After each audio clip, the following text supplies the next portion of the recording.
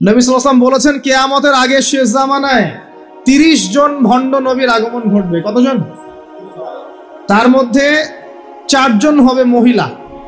4 জন কি হবে? মহিলা। 30 জন ভণ্ড নবীর আগমন ঘটবে কিয়ামতের আগে আগে। একজন তো আমাদের কন্টিনেন্টেও আছে, আছে না? নাম বলবো? নাম বলতে আমার ঘৃণা লাগে, এই জন্য নাম বলি না। মুহাম্মদ সাল্লাল্লাহু আলাইহি ওয়াসাল্লামের পরে কেউ যদি নবুয়ত দাবি করে এবং কেউ যদি তাদেরকে অনুসরণ করে এবং এই ধর্মে কাউকে দীক্ষিত করায়, কোনো সন্দেহ নাই এ ব্যক্তি সুস্পষ্ট কাফের। যদি মুসলিমদের হাতে পলিটিক্যাল পাওয়ার থাকতো, এদের বিরুদ্ধে যুদ্ধ ঘোষণা করতে হতো। কিন্তু আফসোস, এখন আমাদের হাতে সেসব ক্ষমতা নাই। যাদের হাতে আছে তারা এই বিষয়গুলো খুব একটা বোঝে না, কারণ ধর্ম আর রাজনীতি তারা আলাদা করে ফেলেছে। ধর্ম একদিকে, পলিটিক্স আরেক দিকে। আপনি পলিটিক্যাল লাইফে পলিটিক্স করবেন আর ধর্মীয় লাইফে আপনি ধার্মিক থাকবেন। এটা আমাদের এখন নতুন একটা তত্ত্ব। চলতে থাক, দেখা যাক কতদিন পর্যন্ত এগুলো চলতে পারে। আল্লাহ রাব্বুল আলামিন ওয়াদা করেছেন যে একজন নবী আসবেন, একজন নবী আসবেন অচিরেই। একজন নবী আসবেন 2 জন ফেরেশতার কাঁধে ভর দিয়ে, সিরিয়ার দামেস্কে সাদা মসজিদের মিনারের উপরে। তার চুল দিয়ে টপ টপ করে পানি পড়তে থাকবে, তার গায়ে একটু হলুদ রঙের জামা থাকবে, চুলগুলো থাকবে ব্রাউন কালারের, সিল্কি চুল, ব্রাউন কালারের। তিনি হচ্ছেন নবী ঈসা আলাইহিস সালাম। মারিয়াম আলাইহিস সালামের তারা তাকে ক্রুশবিদ্ধ করে নাই, বাল রাফআহু আল্লাহু ইলাইহি, বরং আল্লাহ তাকে তার কাছে তুলে নিয়েছেন। সুবহানাল্লাহ। এবং তিনি তাকে পাঠাবেন কি জন্যে? কারণ শেষ জামানায় ঈসা ইবনে মারিয়াম এই জেরুজালেম থেকে সারা বিশ্বকে শাসন করবেন এই কারণে। এবং তার হাতে আল্লাহ রাব্বুল আলামিন মসিহুদ দাজ্জালকে হত্যা করাবেন। একজন নবী, এর হাতে বিশ্বের ইতিহাস শেষ হবে, অন্য কারো হাতে শেষ হবে না। এই বিশ্বের ইতিহাসটা শেষ হবে একজন নবীর হাতে। যতক্ষণ না তিনি আসছেন, যতক্ষণ না সারা ওয়ার্ল্ডে তিনি ইসলামী খেলাফা পুনরায় কায়েম করছেন, ততক্ষণ কিয়ামত হবে না ইনশাআল্লাহ। একদম টেনশন করেন না, কিয়ামত হবেই না যতক্ষণ উনি আসছেন না ইনশাআল্লাহ আযজা ওয়া জাল্লা। তাই এভাবেই যাবে। ঈসা ইবনে মারিয়ামের হাতে পুরো বিশ্বের ক্ষমতা থাকবে ইনশাআল্লাহ। তিনি সবচেয়ে বড় ক্যারেক্টার শেষ জামানার। আর তার অনেক আগেই ইমামুল মাহদী ইন্তেকাল করবেন, অনেক আগেই ইমামুল মাহদী ইন্তেকাল করবেন। ঈসা ইবনে মারিয়াম থাকবেন 40 বছর, তিনি ইসলামী শাসন কায়েম করবেন পুরো বিশ্বে। এটা হবে কত সালে, কত বছর পর, কত শতাব্দী পর আমরা কেউ জানি না। মাল মাসউলু আনহা বিআলাম মিনাস সাইল, অনেকটা এমন আমরা জানি না এটা কবে হবে, এক্স্যাক্টলি কোন সালে।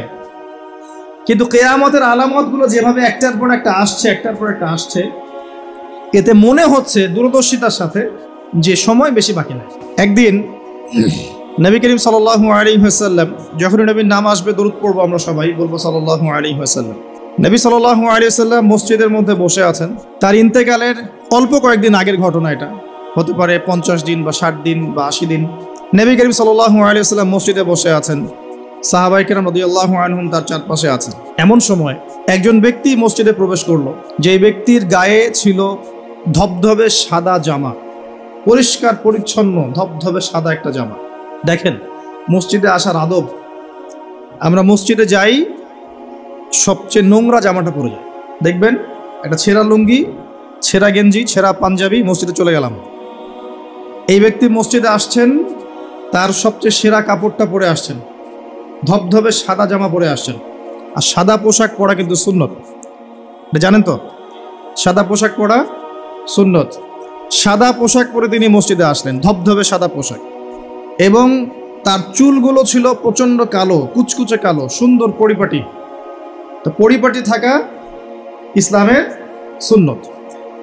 তিনি এসে নবী সাল্লাল্লাহু আলাইহি ওয়াসাল্লামের কাছে এসে বসলেন।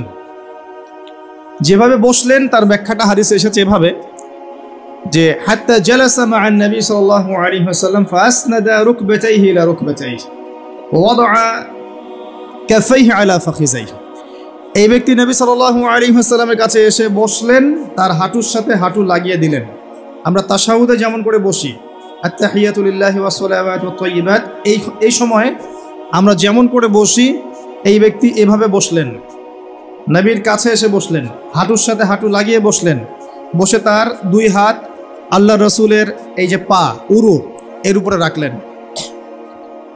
টিচারের কাছে ওস্তাদের কাছে কি স্টুডেন্ট ছাত্র এসেছে বসতে, আদবটা দেখেছেন? আমরা একটু আদবের সাথে বসবো ইনশাল্লাহ।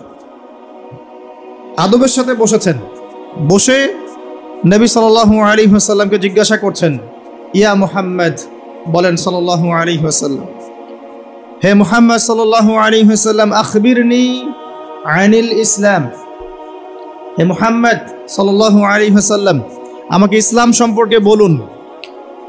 নবী সাল্লাল্লাহু আলাইহি ওয়াসাল্লাম বলেন, আল ইসলাম, ইসলাম হচ্ছে আন তাশহাদা আল্লা ইলাহা ইল্লাল্লাহ ওয়া আন্না মুহাম্মাদান আবদুহু ওয়া রাসূলুহু। ইসলাম হচ্ছে প্রথমত তুমি সাক্ষ্য দিবে আল্লাহ ছাড়া কোনো ইলাহ নেই এবং মুহাম্মদ সাল্লাল্লাহু আলাইহি ওয়াসাল্লাম তার বান্দা এবং রাসূল। এটা প্রথম pillar, the first pillar of Islam, তাওহীদ, একত্ববাদের সাক্ষ্য দেয়া এবং রিসালাত, মুহাম্মদ সাল্লাল্লাহু আলাইহি ওয়াসাল্লামের নবুয়তের স্বীকৃতি দেয়া, এটা প্রথম। তারপরে ওয়ান তুকিমুস সালাহ, এবং তুমি সালাত কায়েম করবে, 5 ওয়াক্ত সালাত কায়েম করবে। ওয়া তুতিয়া যাকাত, এবং যাকাত প্রদান করবে, নিসাব পরিমাণ সম্পদ হয়ে গেলেই যাকাত প্রদান করবে। ওয়া তাসুমা রমাদান, এবং রমাদান মাসে সওম পালন করবে, রমজান মাসে সওম পালন করবে। এবং তোমার যদি সামর্থ্য হয় তাহলে বাইতুল্লাহ গিয়ে হজ করবে।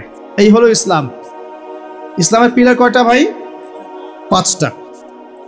তাওহীদ এবং রিসালাত অর্থাৎ কালিমা লা ইলাহা ইল্লাল্লাহ মুহাম্মাদুন রাসূলুল্লাহ। 2 নাম্বার সালাত, 5 ওয়াক্ত। সালাত নাই, ইসলাম থেকে নাম কাটা। মান তারাকা সালাতান মুতাআম্মিদান ফাকাদ কাফারা, কেউ যদি সালাত ইচ্ছা করে ছেড়ে দেয় মুসলিমের লিস্ট থেকে নাম কাটা পড়ে গেছে।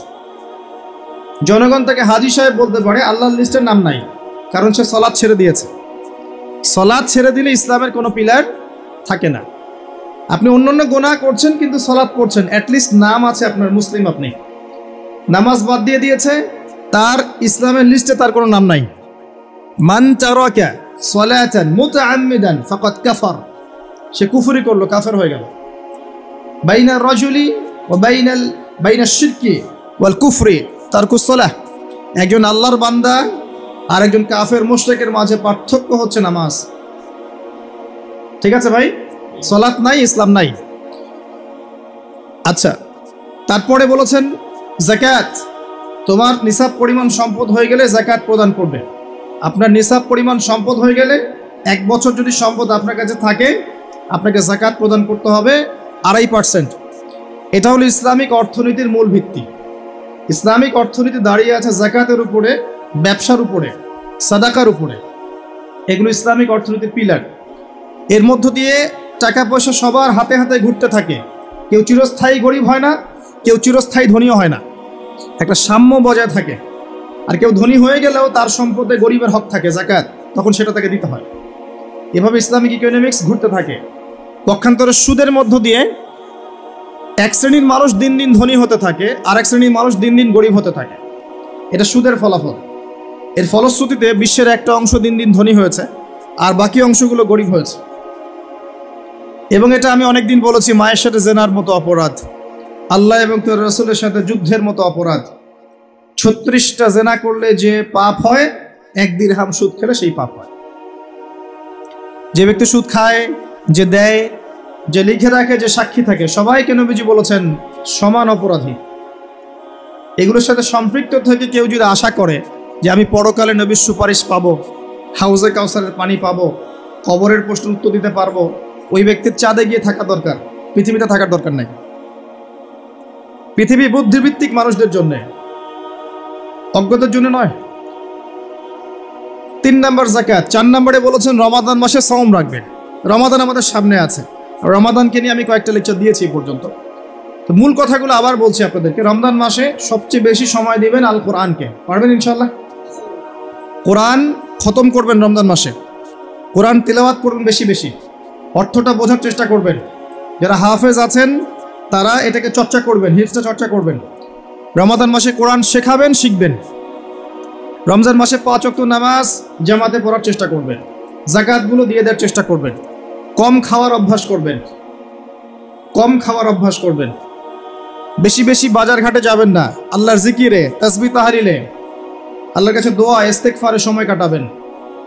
দান সদকা বাড়িয়ে দিবেন, রমজান মাসে দান সদকা বাড়িয়ে দিবেন, বেশি বেশি মানুষকে ইফতার করাবেন, তারাবির সালাত জামাতে পড়বেন, সম্ভব হলে শেষ দশকে ইতিকাফ করবেন, কারণ ওই দশকে কি আছে? লাইলাতুল কদর।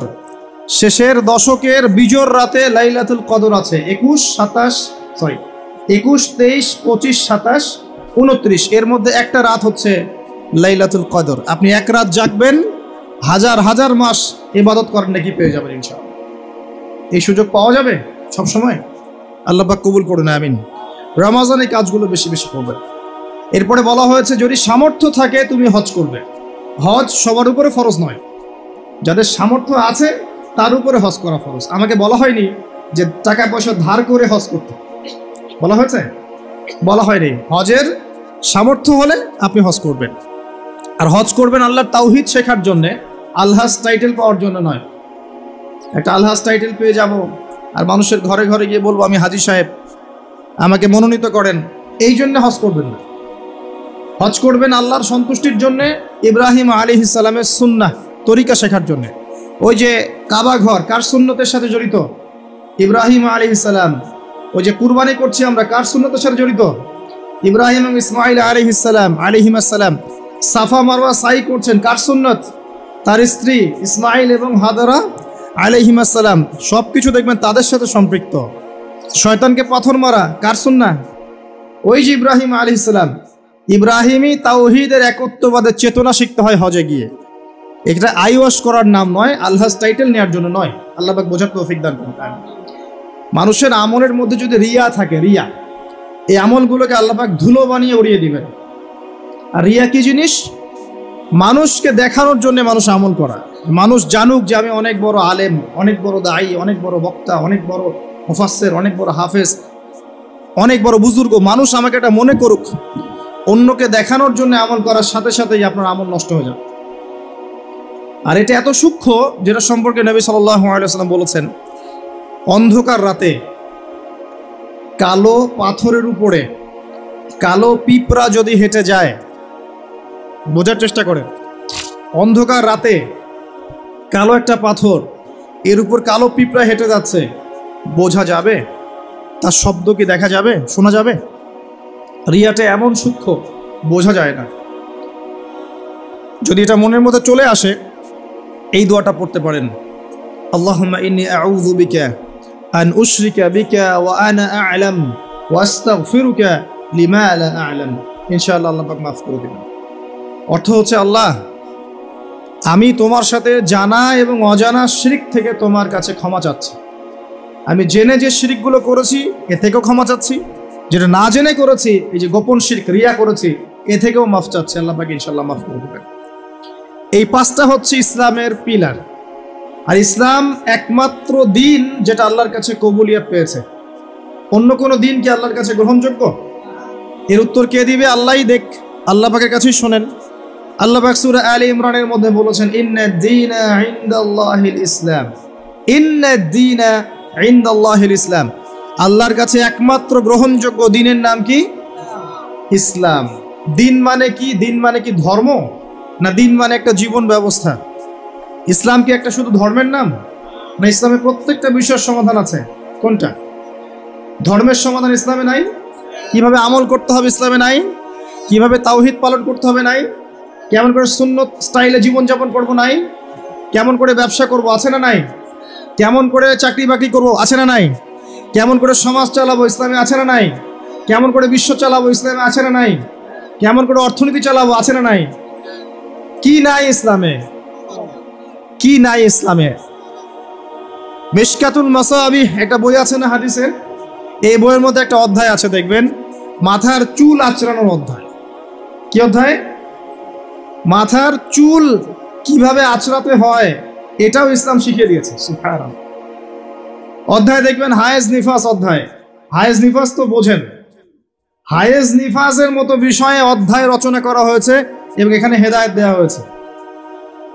অধ্যায় আছে বাথরুম যাওয়া অধ্যায়, মানে ইস্তেঞ্জা করা অধ্যায়। কিভাবে আপনি ইস্তেঞ্জা করবেন, কিভাবে পেশাব পায়খানা করবেন ইসলামে দেয়া আছে।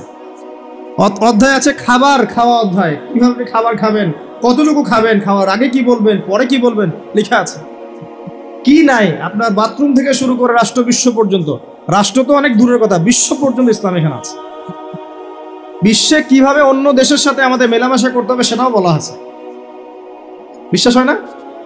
আল্লাহ সূরা মাইদায় বলেছেন 51 নম্বর আয়াতে, ইয়া আইয়ুহাল্লাযীনা আমানু, হে মুমিনগণ, লা তাত্তাখিযুল ইয়াহুদা ওয়ান নাসারা আউলিয়া, ইহুদি এবং নাসারাদেরকে বন্ধু রূপে গ্রহণ করো না, আউলিয়া রূপে গ্রহণ করো না। এটা ওয়ার্ল্ড অ্যাফেয়ার্স না? বুঝেন কথা? বা'দুহুম আউলিয়া ও বা'দ, এরা একে অপরের বন্ধু। বিশ্বের মধ্যে একটা শক্তি আছে না একে অপরের বন্ধু, ইহুদি খ্রিস্টানদের, যারা প্যালেস্টাইন দখল করে আছে, এদেরকে জায়নিস্ট বলা হয়। আল্লাহ পাক এদের সাথে বন্ধুত্ব করতে নিষেধ করেছেন। তাহলে কোরআনের মধ্যে ভূ রাজনৈতিক বিষয় নাই? কি নাই? সব আছে। একজন মানুষ বিশ্বাস করে কোরআনের সব আছে, হাদিসের সব আছে, ইসলামের সব আছে, কিন্তু আমল করতে গিয়ে পারে না।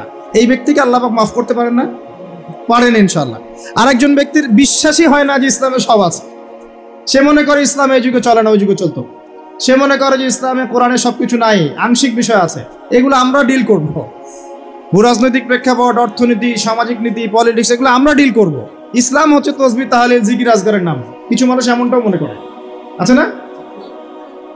এদের জন্য জাহান্নামের আগুন ছাড়া কোনো জায়গা নাই, কোশ্চিন কালেও না। একজন ব্যক্তির আকীদা যদি ঠিক না হয়, তার আমল কোনো কাজে দিবে না। আর একজন ব্যক্তির আকীদা ঠিক আছে, ইসলামের সব আছে, কোরআনের সব আছে, হাদিসের সব আছে, আমি মানতে পারি না। আমি দুনিয়ার কারণে হোক, অন্যান্য চাপের কারণেই হোক, আমার বিভিন্ন স্বার্থের কারণে হোক, আমি মানতে পারছি না, কিন্তু আমি বিশ্বাস করি যে সব ইসলামে আছে। একে আল্লাহ পাক মাফ করতে পারেন, পারেন না? ইনশাআল্লাহ পারেন। অতএব আকীদা পরিষ্কার করেন। আল্লাহ বলছেন, ইন্না দীনা ইনদাল্লাহিল ইসলাম, একমাত্র দিন আল্লাহর কাছে গ্রহণযোগ্য সেটা হলো ইসলাম। কথা বলেন, ইসলাম। অর্থ কি? আত্মসমর্পণ।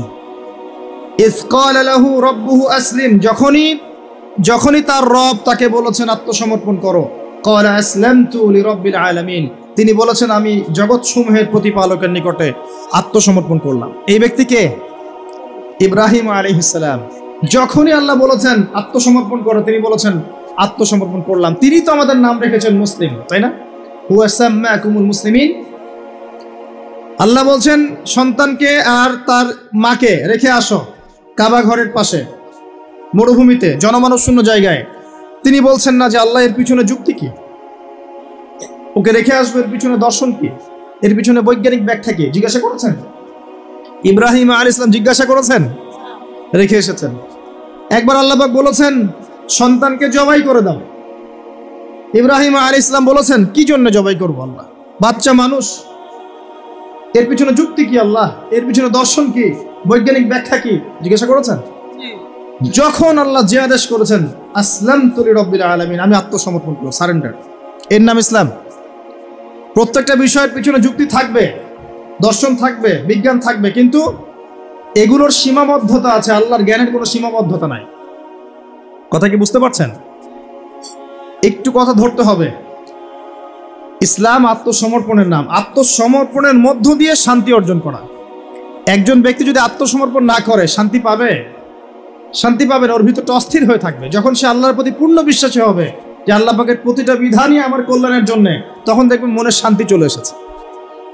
আর যদি অশান্ত থাকে, না এটা ঠিক হতেও পারে, নাও হতে পারে, সংশয়বাদী হয়, বুদ্ধিবাদী হয়, বা অভিজ্ঞতাবাদী হয়, বা সমন্বয় মতবাদে বিশ্বাস করে, বা অন্যান্য দার্শনিক মতবাদগুলোতে বিশ্বাস করে, ভোগবাদী হয়, বস্তুবাদী হয়, দেখবেন সে মনে শান্তি পাবে না। তো ইসলাম মানে কি ভাই? আত্মসমর্পণের মাধ্যমে শান্তি অর্জন করা। আল্লাহ পাক যদি আপনাকে বলেন 5 ওয়াক্ত সালাত পড়তে হবে, আপনি কি জিজ্ঞাসা করবেন কেন পড়বো, যুক্তি কি, বিজ্ঞান কি এর পিছনে জিজ্ঞাসা করবেন? যুক্তি, বিজ্ঞান, দর্শন সব সমস্যার সমাধান দিতে পারে? পারে? আমরা তো মনে করি পারে। যুক্তি, বিজ্ঞান, দর্শন সমস্ত সমস্যার সমাধান দিতে পারে? এত সহজ? আমরা যে বেঁচে আছি, আমাদের দেহের মধ্যে একটা রূহ আছে, আছে আত্মা আছে। আত্মার সংজ্ঞা দিতে পেরেছে বিজ্ঞান, দর্শন, যুক্তি দিতে পেরেছে? আত্মা কাকে বলে, কত প্রকার, কি কি, কঠিন না তরল না বায়বীয় বলতে পেরেছে? সুবহানাল্লাহ। অথচ আত্মা বলে কি কিছু নাই? এই যে গাছের প্রাণ আছে, এই প্রাণ একটা রুহ না, আত্মা না? একটা পিঁপড়ার মধ্যে আত্মা আছে না? একটা পশু পাখির মধ্যে আত্মা আছে না? কিছু একটা তো আছে যার জন্য জীবিত আছে। যখন ডেড তখন কিছু একটা নাই যেটা তার মধ্যে ছিল। কি ছিল না? আত্মা, রুহ, সোল, এটা সংজ্ঞা দিতে পারবে? পারবে না। ফিলোসফিতে আমরা যতগুলো তত্ত্ব পড়েছি কেউই আজ পর্যন্ত আত্মার সঠিক ডেফিনেশন দিতে পারে না। যাই হোক, ওইদিকে আমি যাচ্ছি না। মূল বিষয়টা হচ্ছে ইসলামের প্রত্যেকটা বিষয়কে আপনি যুক্তি, বিজ্ঞান, দর্শন দিয়ে প্রমাণ করতে পারবেনই, জরুরি না। কারণ এগুলোর সীমাবদ্ধতা আছে, আল্লাহর ওহির কোনো সীমাবদ্ধতা নাই। এগুলোর জ্ঞান সসীম, আল্লাহর জ্ঞান অসীম। কথা কি বুঝতে পারছেন? আল্লাহর জ্ঞানে সবকিছু ধরে, আমাদের বুদ্ধিতে সবকিছু কখনোই ধরবে না। ধরতে পারলে তো আমরাই রব হয়ে যেতাম, নাউজুবিল্লাহ। ইসলাম ছাড়া অন্য দিন চলবে কিনা প্রশ্ন, উত্তর আল্লাহ দিচ্ছেন সূরা আল ইমরানের মধ্যেই।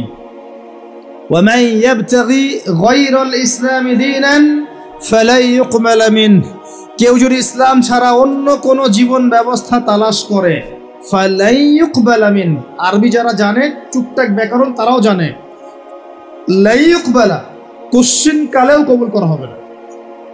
কখনো হবে এমন না, ফালা ইউকবালা, কোশ্চিন কালেও কবুল করা হবে না, ফুল স্টপ।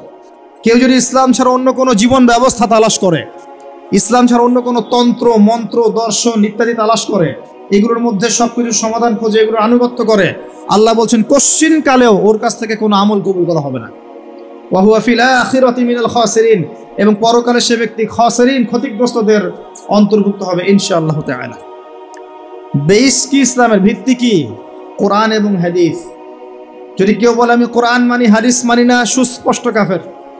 কেউ যদি বলে আমি কোরআন মানি, নবীর হাদিস মানি না, সুস্পষ্ট কাফের, কোনো সন্দেহ নাই। সন্দেহ আছে? কোরআন এবং হাদিস এই দুটো পিলারের উপরে দাঁড়িয়ে আছে ইসলাম। ইজমা কিয়াস আছে, কিন্তু মূল থিম হচ্ছে কোরআন এবং হাদিস, এর উপর দাঁড়িয়ে আছে ইসলাম। এটাই একমাত্র দিন আল্লাহর কাছে যেখানে সমস্ত বিষয়ের সমাধান আছে। এর বাইরে অন্য কোনো দিন কেউ যদি খোঁজে, কোশ্চিন কালেও কবুল করা হবে না। এবং আরো একটা শর্ত আছে, কোরআন এবং হাদিস যেভাবে নবীজি বুঝেছেন, তার সাহাবীরা বুঝেছে, ওইভাবেই বুঝতে হবে, নতুন কোনো বুঝ চলবে না। কথা কি বুঝতে পারে নাই? কোরআন এবং হাদিসের কিছু ব্যাখ্যা আছে না, এই ব্যাখ্যাগুলো নিজে মন গড়া করব না নবীর ব্যাখ্যা নিব? একটা আয়াত আছে কোরআনের মধ্যে, তোমরা সেহরি করো, পানাহার করো, যতক্ষণ না সাদা সুতা কালো সুতা থেকে আলাদা করা যায়। এখন কি আপনি রাতের বেলা সুতা নিয়ে বসে থাকবেন আর খাওয়া দাওয়া করবেন? কি করবেন? সাদা সুতা কালো সুতা পার্থক্য না করা পর্যন্ত কি খাওয়া দাওয়া করবেন? কি বুঝিয়েছেন আল্লাহ পাক এখানে? এই ব্যাখ্যাটা কে দিবে? আমি দিব না নবী দিবেন? একজন সাহাবী সুতা নিয়ে বসে আছেন, খাওয়া দাওয়া করছেন, এদিকে সুবহে সাদিক পার হয়ে গেছে।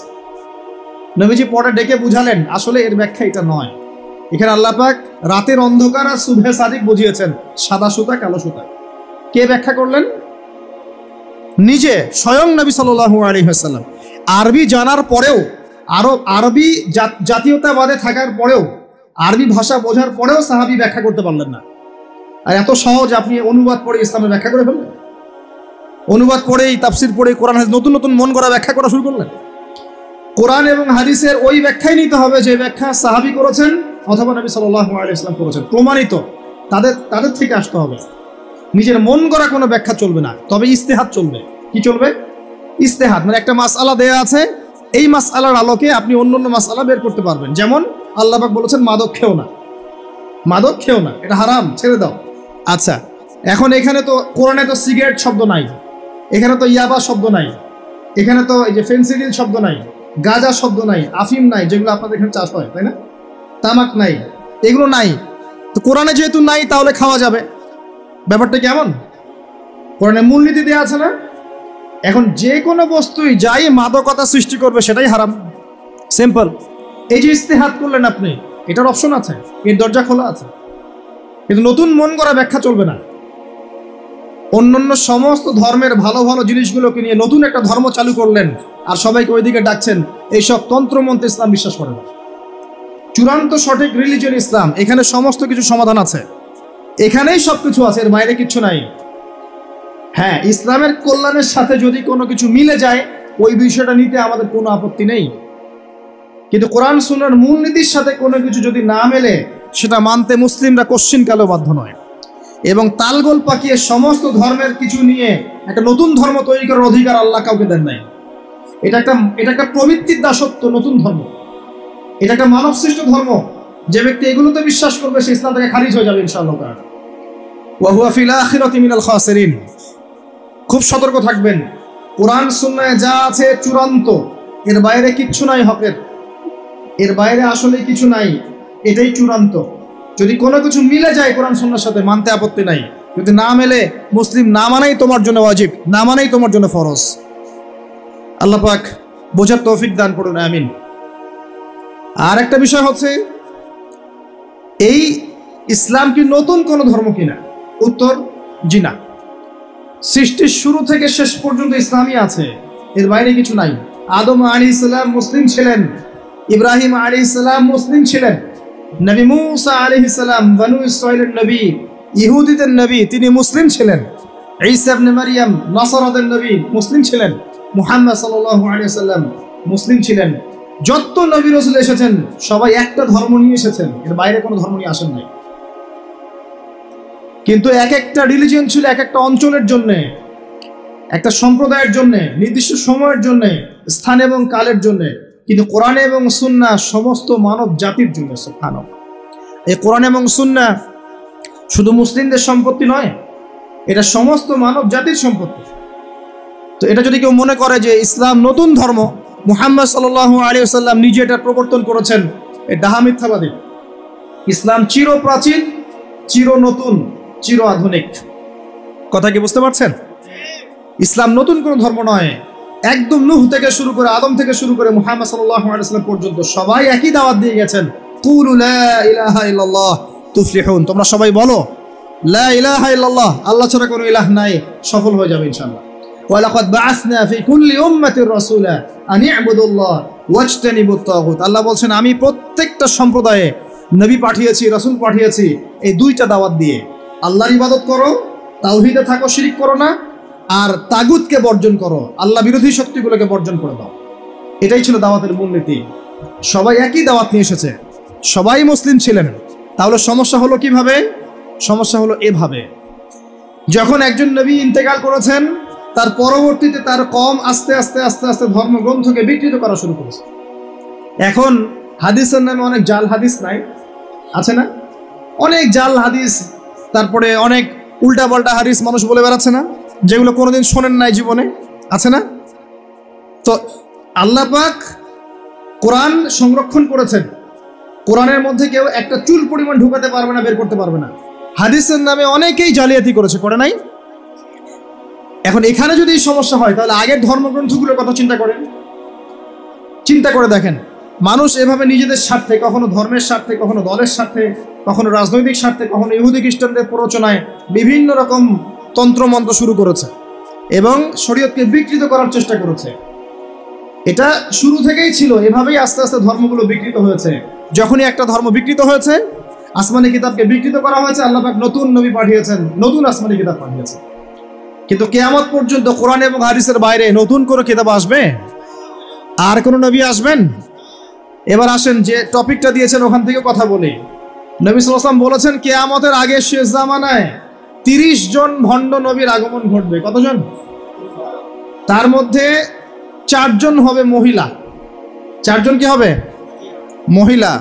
30 জন ভণ্ড নবীর আগমন ঘটবে কিয়ামতের আগে আগে।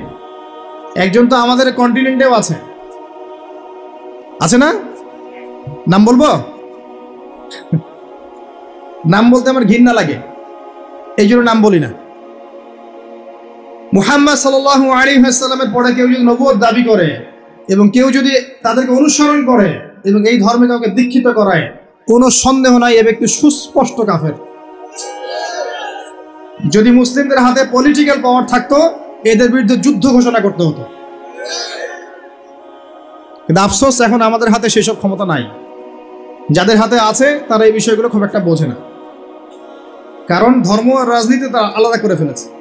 ধর্ম একদিকে, পলিটিক্স আরেক দিকে। আপনি পলিটিক্যাল লাইফে পলিটিক্স করবেন আর ধর্মীয় লাইফে আপনি ধার্মিক থাকবেন। এটা আমাদের এখন নতুন একটা তত্ত্ব, চলতে থাক, দেখা যাক কতদিন পর্যন্ত এগুলো চলতে পারে। আল্লাহ রাব্বুল আলামিন ওয়াদা করেছেন যে একজন নবী আসবেন, অচিরেই একজন নবী আসবেন, দুইজন ফেরেশতার কাঁধে ভর দিয়ে সিরিয়ার দামেস্কে সাদা মসজিদের মিনারের উপরে তার চুল দিয়ে টপ টপ করে পানি পড়তে থাকবে, তার গায়ে একটু হলুদ রঙের জামা থাকবে, চুলগুলো থাকবে ব্রাউন কালারের, সিল্কি চুল ব্রাউন কালারের। তিনি হচ্ছেন নবী ঈসা আলাইহিস সালাম। মারিয়াম আলাইহিস সালামের তারা তাকে ক্রুশবিদ্ধ করে নাই, বাল রাফাআহুল্লাহু ইলাইহি, বরং আল্লাহ তাকে তার কাছে তুলে নিয়েছেন, সুবহানাল্লাহ। এবং তিনি তাকে পাঠাবেন কি জন্যে? কারণ শেষ জামানায় ঈসা ইবনে মারিয়াম এই জেরুজালেম থেকে সারা বিশ্বকে শাসন করবেন এই কারণে, এবং তার হাতে আল্লাহ রাব্বুল আলামিন মসিহুদ দাজ্জালকে হত্যা করাবেন। একজন নবী এর হাতে বিশ্বের ইতিহাস শেষ হবে, অন্য কারো হাতে শেষ হবে না। এই বিশ্বের ইতিহাসটা শেষ হবে একজন নবীর হাতে। যতক্ষণ না তিনি আসছেন, যতক্ষণ না সারা ওয়ার্ল্ডে তিনি ইসলামী খেলাফা পুনরায় কায়েম করছেন, ততক্ষণ কিয়ামত হবে না ইনশাআল্লাহ। একদম টেনশন করেন না, কিয়ামত হবেই না যতক্ষণ উনি আসছেন না, ইনশাআল্লাহ আযজা ওয়া জাল। তাই এভাবেই যাবে, ঈসা ইবনে মারিয়ামের হাতে পুরো বিশ্বের ক্ষমতা থাকবে ইনশাআল্লাহ। তিনি সবচেয়ে বড় ক্যারেক্টার শেষ জামানার, আর তার অনেক আগেই ইমামুল মাহদী ইন্তেকাল করবেন, অনেক আগেই ইমামুল মাহদী ইন্তেকাল করবেন। ঈসা ইবনে মারিয়াম থাকবেন 40 বছর, তিনি ইসলামী শাসন কায়েম করবেন পুরো বিশ্বে। এটা হবে কত সালে, কত বছর পর, কত শতাব্দী পর আমরা কেউ জানি না। মাল মাসউলু আনহা বিআলাম মিনাস সাইল, অনেকটা এমন আমরা জানি না এটা কবে হবে, এক্স্যাক্টলি কোন সালে। কিন্তু কিয়ামতের আলামতগুলো যেভাবে একটার পর একটা আসছে, এতে মনে হচ্ছে দূরদর্শিতার সাথে যে সময় বেশি বাকি নাই। একটা বিষয়ের আলামত প্রকাশ পেলে মানুষ বুঝতে পারে না যে একটা বিষয় ঘটতে যাচ্ছে। একজনের ক্যান্সার হয়েছে মনে করেন, নাউজুবিল্লাহ, ক্যান্সার হয়েছে, সে অসুস্থ হয়েছে, আস্তে আস্তে আরেকটু অসুস্থ হচ্ছে, তারপর আরেকটু অসুস্থ হচ্ছে, এক পর্যায়ে লাস্ট স্টেজে চলে গেছে। তখন ডাক্তার বুঝতে পারে না যে ইনার হাতে বেশি সময় নাই। কথা বোঝা যায়? যখন এমনভাবে সাইনগুলো একটার পর একটা আসতে থাকে, আমরা অনুমান করে ফেলি না, একটা এস্টিমেট করি না যে সম্ভবত সময় বেশি নাই, এই ব্যক্তি বেশি দিন বাঁচতে পারবে না, হয়তো না, শেষ স্টেজে আছে, ক্যান্সার ধরা পড়েছে, সে একদম শয্যাশায়ী, মৌতের আলামত প্রকাশ পাচ্ছে। তাহলে কি আপনি বলতে পারবেন না যে তার সময় হয়তো বা সন্নিকটে চলে এসেছে? এটা বলা কি গায়েব জানা হলো? গায়েবের খবর বলা হলো? এটা আপনার দূরদর্শিতা, এটা আপনার হিকমা, আপনার প্রজ্ঞা, আপনার দূরদর্শিতা, আপনার বাসীরা। তো এই বাসীরার চর্চা করা কি নাজায়েজ? আমরা হাদিসটা শেষ করি, তারপর দেখবেন নবী সাল্লাল্লাহু আলাইহি ওয়াসাল্লাম কি করেছেন। আমি বলতে চাচ্ছি, বিশ্ব এখন যে অবস্থায় আছে, আস্তে আস্তে আলামতগুলো আরো বাড়বে, এবং শেষটা হবে একজন নবীর হাতে, যিনি পৃথিবীকে শাসন করবেন, একজন বাদশা হিসেবে শাসন করবেন। একজন নবী হবেন এই বিশ্বের শেষ রাজনীতিবিদ। আপনি কি বলছেন? রাজনীতি এক জিনিস আর ধর্ম এক জিনিস। একজন নবী হবে এই বিশ্বের শেষ পলিটিশিয়ান, দেখে নিয়েন। তার নাম কি? নবী ঈসা ইবনে মারিয়াম। ও ওয়ার্ল্ড ব্যাংক কিছুই করতে পারবে না তাকে, ইউনাইটেড নেশনস তার কোনো ক্ষতি করতে পারবে না, ওই ন্যাটো তার কোনো ক্ষতি করতে পারবে না, ওই ইসরায়েল তার কোনো ক্ষতি করতে পারবে না, পশ্চিমা সবাই একত্রিত হয়ে ওর কোনো ক্ষতি করতে পারবে না ইনশাআল্লাহ তাআলা। আল্লাহ পাক তাকে মদদ করবে, সাহায্য করবে। কে আছে তাকে ঠেকাবে? কে আছে তাকে ঠেকাবে? কেউ নাই। তো এটা হবে ইনশাআল্লাহ। ওই সময় কারা বেঁচে থাকবে আল্লাহু আ'লাম। আমার মনে হয় না আমরা সেই সময় বেঁচে থাকবো, আমার মনে হয় না যে আমরা ওই সময় বেঁচে থাকবো, ইল্লা মাশাআল্লাহ। এটার জন্য অনেক সময় পড়ে আছে। আমরা অন্যদিকে আসেন। এখানে একটা বিষয় আপনাকে ক্লিয়ার করা হলো যে কোরআন এবং হাদিস ইসলামের মূল মানদণ্ড। এটার উপর 5টা পিলার দাঁড়িয়ে আছে: সালাত, তার আগে তাওহীদ এবং সুন্নাহ, যাকাত, রমাদানের সওম এবং হজ।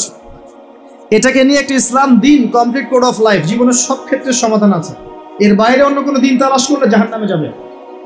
অন্য সব ধর্ম নিয়ে একটা নতুন ধর্ম বানালে জাহান্নামে যাবে। ইসলাম যেভাবে আছে এভাবেই বুঝতে হবে, নবীর বুঝ অনুযায়ী, সাহাবে কেরামের বুঝ অনুযায়ী। এর বাইরে কোনো নতুন বুঝ চালু করলেও বাতিল হবে, গণ্য হবে না। মানে আমিলা আমালান লাইসা আলাইহি আমরুনা ফাহুয়া রাদ। কেউ যদি ইসলামের নামে নতুন কোনো তন্ত্রমন্ত্র চালু করে, যার পক্ষে আমাদের কোনো দলিল নাই, সেটা প্রত্যাখ্যাত, নবী সাল্লাল্লাহু আলাইহি ওয়াসাল্লাম বলেছেন। এবার আসেন দ্বিতীয় প্রশ্ন। এই ব্যক্তি প্রশ্ন করছেন, কোন ব্যক্তি? ওই যে সাদা পোশাক, কালো চুল, হাঁটুর সাথে হাঁটু লাগিয়ে বসে আছেন, যাকে আরবের কেউ দেখে নাই, নতুন মুখ মনে হচ্ছে। এবার তিনি প্রশ্ন করছেন, ইয়া মুহাম্মদ বলেন সাল্লাল্লাহু আলাইহি ওয়াসাল্লাম, আখবিরনি আনিল ঈমান, আমাকে ঈমান সম্পর্কে বলুন।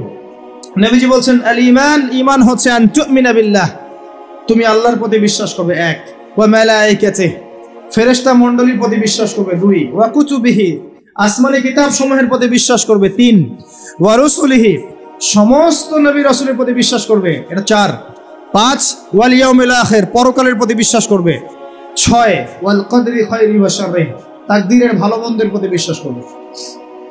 ঈমানের পিলার কয়টা ভাই? কয়টা? সুবহানাল্লাহ, পাঁচটা হলো। আমার সাথে বলেন, এক নাম্বার কি? আল্লাহর প্রতি, আল্লাহর প্রতি। দুই নাম্বার বলেন, মালায়েকার প্রতি বিশ্বাস। তিন নাম্বার ভুলে গেছেন? আসমানি কিতাব সমূহের প্রতি বিশ্বাস। চার নাম্বার রাসূলগণের প্রতি ঈমান। পাঁচ নাম্বার ওয়াল ইয়াউমিল আখির, মানে কি? পরকালের প্রতি ঈমান। ছয় নাম্বার ভাগ্য তাকদীরের ভালো মন্দের প্রতি ঈমান। মনে থাকবে? ঈমানের পিলার ছয়টা। কয়টা? ছয়টা। ইসলামের পিলার কয়টা ছিল? পাঁচটা। এই ছয়টা পিলারকে আবার তিনটা কাজ করতে হবে। কয়টা কাজ? এক নাম্বার তাসদিক বিল জিনান, আপনাকে অন্তর থেকে বিশ্বাস করতে হবে, এগুলোকে অন্তর দিয়ে বিশ্বাস করতে হবে। আব্দুল্লাহ বিন উবাই মুনাফিকের মতো মুখ দিয়ে স্বীকৃতি শুধু নয়, অন্তর দিয়ে বিশ্বাস করতে হবে। তারপরে ইকরার বিল লিসান, আপনাকে মৌখিক স্বীকৃতি প্রদান করতে হবে। দুই, তিন নাম্বার হচ্ছে ওয়াল আমালু বিল আরকান, আপনাকে কাজে বাস্তবায়ন করতে হবে। তাহলে ঈমানের ছয় পিলারকে কি করব? তিন কাজ করব। কয় কাজ? তিন কাজ। এক নাম্বার অন্তরে বিশ্বাস, দুই নাম্বার বলেন মুখে স্বীকৃতি, তিন নাম্বার কাজে বাস্তবায়ন। কেউ যদি বলে আমি মনে বিশ্বাস করি, আমার নামাজ না পড়লেও চলে, চলবে? কেউ যদি বলে আমি মনে অনেক বিশ্বাস করি, যাকাত না দিলেও চলে, আমার চলবে? অনেকে তো এখন এমনও বলে যে আমার নামাজ রোজা হজ জাকাত কিছুরই দরকার নাই, আমি মারেফতের উচ্চ আসনে পৌঁছে গেছি, বলে না? আছে না এরকম ভণ্ড পীর? আছে না? সাবধান, ঈমান আমল হারাবেন না। ওয়া'বুদ রাব্বাকা হাত্তা ইয়াতিয়াকাল ইয়াকিন, নবী সাল্লাল্লাহু আলাইহি ওয়াসাল্লামকে বলা হয়েছে শেষ পর্যন্ত, মউত আসার আগ পর্যন্ত তুমি আল্লাহর ইবাদত করতে থাকো। আর এখন এক শ্রেণী মানুষ বলছে নামাজ রোজা হজ জাকাত আমাদের লাগে না, সাধারণ মানুষের লাগে। আমরা তো পৌঁছাই গেছি জায়গা মতো। কোথায় পৌঁছাই গেছেন ভাই? সুবহানাল্লাহ। তো তিনটা কাজ করাই জরুরি। অন্তরে বিশ্বাসও যেমন করতে হবে, মুখে স্বীকৃতি দিতে হবে, এবং কাজে বাস্তবায়ন করতে হবে। আল্লাহ পাক তৌফিক দান করুন, আমিন। কাজে বাস্তবায়ন করতে গিয়ে আপনার দ্বারা ভুল ত্রুটি হতে পারে, কবিরা গুনাহও হতে পারে। আপনি সুদ খেয়ে ফেলতে পারেন, জেনা করে ফেলতে পারেন, আপনি কি বলবো হারাম খেতে পারেন, কবিরা গুনাহ করে ফেলতে পারেন, মিথ্যা বলতে পারেন, গীবত করতে পারেন, ইত্যাদি ইত্যাদি। অনেক বড় বড় পাপ করতে পারেন কাজ করতে গিয়ে। তখন আপনার জন্য তওবার দরজা খোলা আছে না নাই? মওত পর্যন্ত তওবার দরজা খোলা আছে না নাই? আপনার জন্য তওবার দরজা খোলা আছে, আপনি তওবা করে ফিরে আসতে পারবেন। কেউ যদি কবিরা গুনাহ করে, সে কি কাফের হয়ে যাবে? তাকে কি হত্যা করা লাগবে? লাগবে না। ইসলামের নামে যারা সন্ত্রাসবাদ ছড়িয়েছে, এরা এই আকীদায় বিশ্বাস করে। খারেজি আকীদাটাকে বলা হয়, কি বলা হয়? খারেজি আকীদা। যারা মনে করে কবিরা গুনাহ করলেই মানুষকে হত্যা করা যায়, সে হত্যাযোগ্য, এটা মনে করেই তারা মুসলিম কান্ট্রিগুলোর মধ্যে এই যে সন্ত্রাসবাদ ছড়িয়েছে। আকীদা বুঝতে পারছেন কোন জায়গায়? এই জায়গায় সমস্যা। আহলে সুন্নাহ ওয়াল জামায়াতের আকীদা হচ্ছে কবিরা গুনাহ করলেই কোনো ব্যক্তি কাফের হয়ে যায় না, বরং সে ব্যক্তি ফাসেক বা জালেম হতে পারে, তার তওবার দরজা খোলা আছে, শেষ পর্যন্ত তওবা করতে পারবে ইনশাআল্লাহ। কোন অবস্থায় তার মওত হবে সেটা আল্লাহ দেখবেন, আমার জাত করার কোনো দরকার নাই। আছে? কোনো দরকার নাই। আল্লাহ পাক আমাদেরকে বোঝার তৌফিক দান করুন, আমিন। এটা 2 নম্বর প্রশ্ন। রাত অনেক গভীর হচ্ছে, আমি অল্প করে আলোচনা করবো ইনশাআল্লাহ, একটু অপেক্ষা করেন। 3 নম্বর প্রশ্নে চলে আসেন। এই ব্যক্তি প্রশ্ন করছেন 3 নাম্বার। কোন ব্যক্তি ভাই? ওই যে হাঁটুর সাথে হাঁটু লাগিয়ে বসে আছেন, তার গায়ে কি রঙের জামা আছে? তার চুল কেমন? তাকে চেনা যায়? পরিচিত না অপরিচিত? অপরিচিত। তিনি তৃতীয় প্রশ্ন করছেন, ইয়া মুহাম্মদ সাল্লাল্লাহু আলাইহি ওয়াসাল্লাম আখবিরনি আনিল ইহসান, আমাকে ইহসান সম্পর্কে বলুন। ইহসান কি জিনিস এই সম্পর্কে আমাকে বলেন। এবার আমাদের নবীজি বলছেন আল ইহসান, ইহসান হচ্ছে আন তা'বুদাল্লাহা কাআন্নাকা তারাহ। খুব ভালো করে বোঝেন এই জায়গাটা। আন তা'বুদাল্লাহা কাআন্নাকা তারাহ, তুমি এমন ভাবে আল্লাহর ইবাদত করবে যেন তুমি আল্লাহকে দেখতে পাচ্ছ। কথা কি বুঝতে পারছেন? তুমি এমনভাবে আল্লাহর ইবাদত করবে যেন তুমি আল্লাহকে দেখতে পাচ্ছ, মানে আল্লাহ কনসিয়াসনেস। আপনি নামাজ পড়ছেন, মনে মনে চিন্তা করছেন আল্লাহ আমাকে দেখছেন। আপনি ব্যবসা করতে বসেছেন, মাপছেন, ওজন দিচ্ছেন, একটু কম বেশি দেওয়ার সুযোগ আছে, কাস্টমার দেখছেন আপনাকে, কিন্তু আপনি চিন্তা করছেন আল্লাহ আমাকে দেখছেন। আপনি কি বুঝতে পারছেন কি বুঝতে আছে?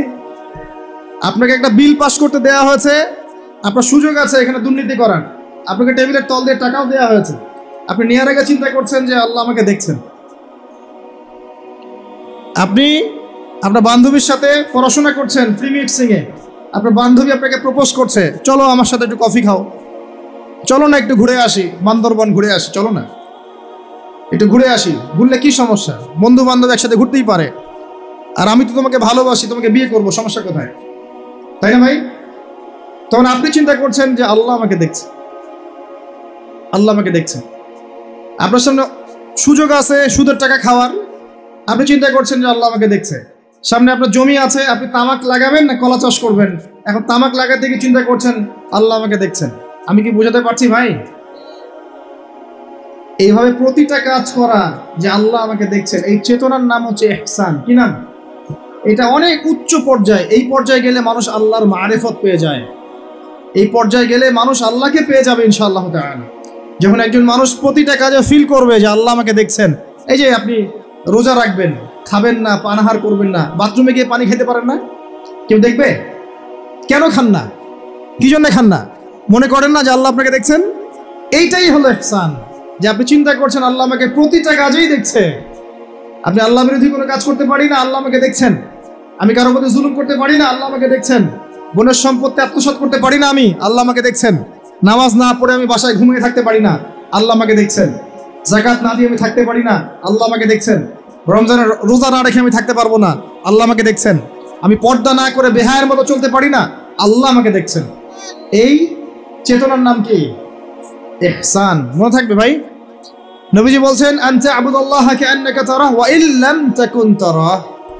আর তুমি যদি আল্লাহকে সচক্ষে দেখতে না পারো, কারণ আল্লাহকে তো দুনিয়ার চোখ দিয়ে দেখা সম্ভব না, এটা মনের চোখ দিয়ে ফিল করা যায় আল্লাহ আমার কাছে আছে। যদি তুমি আল্লাহকে দেখতে না পারো তাহলে জেনে রেখো ওয়া ইল্লাম তাকুন তারাহ ফাইন্নাহু ইয়ারাক, যে আল্লাহ পাক তোমাকে দেখছেন। এই চেতনা লালন করো। আমরা অনেক চেতনার কথা বলি না এখন, সবচেয়ে বড় এবং গুরুত্বপূর্ণ চেতনা হচ্ছে আল্লাহর চেতনা, আল্লাহর অস্তিত্বের চেতনা। আল্লাহ আমাকে দেখছেন, এই চেতনা, এটা যথেষ্ট জান্নাতে যাওয়ার জন্য। কোনো মানুষ যদি এভাবে চিন্তা করে যে আল্লাহ আমাকে দেখছেন, আমি আল্লাহকে দেখতে পাচ্ছি না, তো কি হয়েছে? আল্লাহ আমাকে দেখছেন। এই ব্যক্তি কি পাপ করতে পারবে? এই ব্যক্তি গোপনেও কি পাপ করতে পারবে? যদি পাপ করেও ফেলে তার মধ্যে অনুশোচনা আসবে না? আল্লাহ আমাকে দেখেছেন। যদি পাপ করেও ফেলে দেখবেন 2 রাকাত নামাজ পড়ে বলছে আল্লাহ আমাকে মাফ করে দাও। আমাদের চলতে ফিরতে পাপ হতে পারে, স্পেশালি যুবকদের পাপ বেশি হতে পারে। যদি পাপ হয়ে যায় হতাশ হবেন না, পাপ হয়ে গেছে হতাশ হবেন না। ওযু করবেন, জায়নামাজে দাঁড়াবেন, 2 রাকাত নামাজ পড়বেন, ওই পাপের কথা আল্লাহকে বলে ক্ষমা চাইবেন, ইনশাআল্লাহ আল্লাহ পাক আপনার গুনাহকে নেকি দিয়ে পরিবর্তন করে দেবেন ইনশাআল্লাহ। যতবার পাপ হবে ততবার নামাজে দাঁড়াবেন, ততবার ওযু করবেন, ততবার 2 রাকাত নামাজ পড়বেন এবং আল্লাহর কাছে ক্ষমা চাইবেন, ইনশাআল্লাহ আল্লাহ মাফ করে দেবেন। শয়তান আপনাকে হতাশ করতে চাইবে, ফার্স্ট্রেট করতে চাইবে। আরে তুমি অন্যায় করেছো, এত বড় বড় পাপ করেছো, তুমি পর্নোগ্রাফি দেখো, তুমি মেয়ের সাথে জেনা করেছো, তুমি মদ খাও, তুমি এই করো, তুমি কিভাবে আল্লাহর সামনে দাঁড়াবে, কোন মুখ নিয়ে দাঁড়াবে? এগুলো শয়তানের ওয়াসওয়াসা। কার ওয়াসওয়াসা? আল্লাহ পাক ক্ষমা করতে করতে ক্লান্ত হবেন না, আপনি ক্ষমা চাইতে চাইতে ক্লান্ত হয়ে যাবেন ইনশাআল্লাহ। আল্লাহ পাক এমন গফুরুর রহিম। এক ব্যক্তি 99টা খুন করেছে। কয়টা? 99টা খুন করে এক আলেমের কাছে গিয়ে বলেছে যে আমার কি তওবা হবে? সে বলেছে না, তওবা হবে না। সে বলেছে কি? তওবা হবে না। সে আলেম ছিল না, সে আবেদ ছিল। আবেদ মানে ইবাদত করতে বেশি বেশি, খুব বেশি জ্ঞান ছিল না। আমাদের মতো আমরা কিন্তু ইবাদত বেশি করি, জ্ঞান খুব কম। তো সে ছিল আবেদ, সে বলেছে না তওবা হবে না। তো ও বেটারেও কোপ দিয়ে 100টা খুন করে ফেলেছে, 100 ফিল আপ। এবার সে চিন্তা করছে যে আমি কি করব? আরেকজন আলেমের কাছে গিয়ে বলছে আমি 100টা খুন করেছি, তওবা হবে? তো এই আলেম সত্যিকারের আলেম ছিলেন, তিনি বলেন হ্যাঁ তওবা হবে, তুমি ইস্তেগফার করো এবং এই এলাকা থেকে চলে যাও, অন্য এলাকায় গিয়ে থাকো, অন্য একটা এলাকায় গিয়ে থাকো, এখানে তোমার স্মৃতি জড়িত আছে, অন্য জায়গায় হিজরত করে গিয়ে থাকো। তো সে ব্যক্তি চলে গেল, যাওয়ার পথে তার মৃত্যু হয়ে গেছে।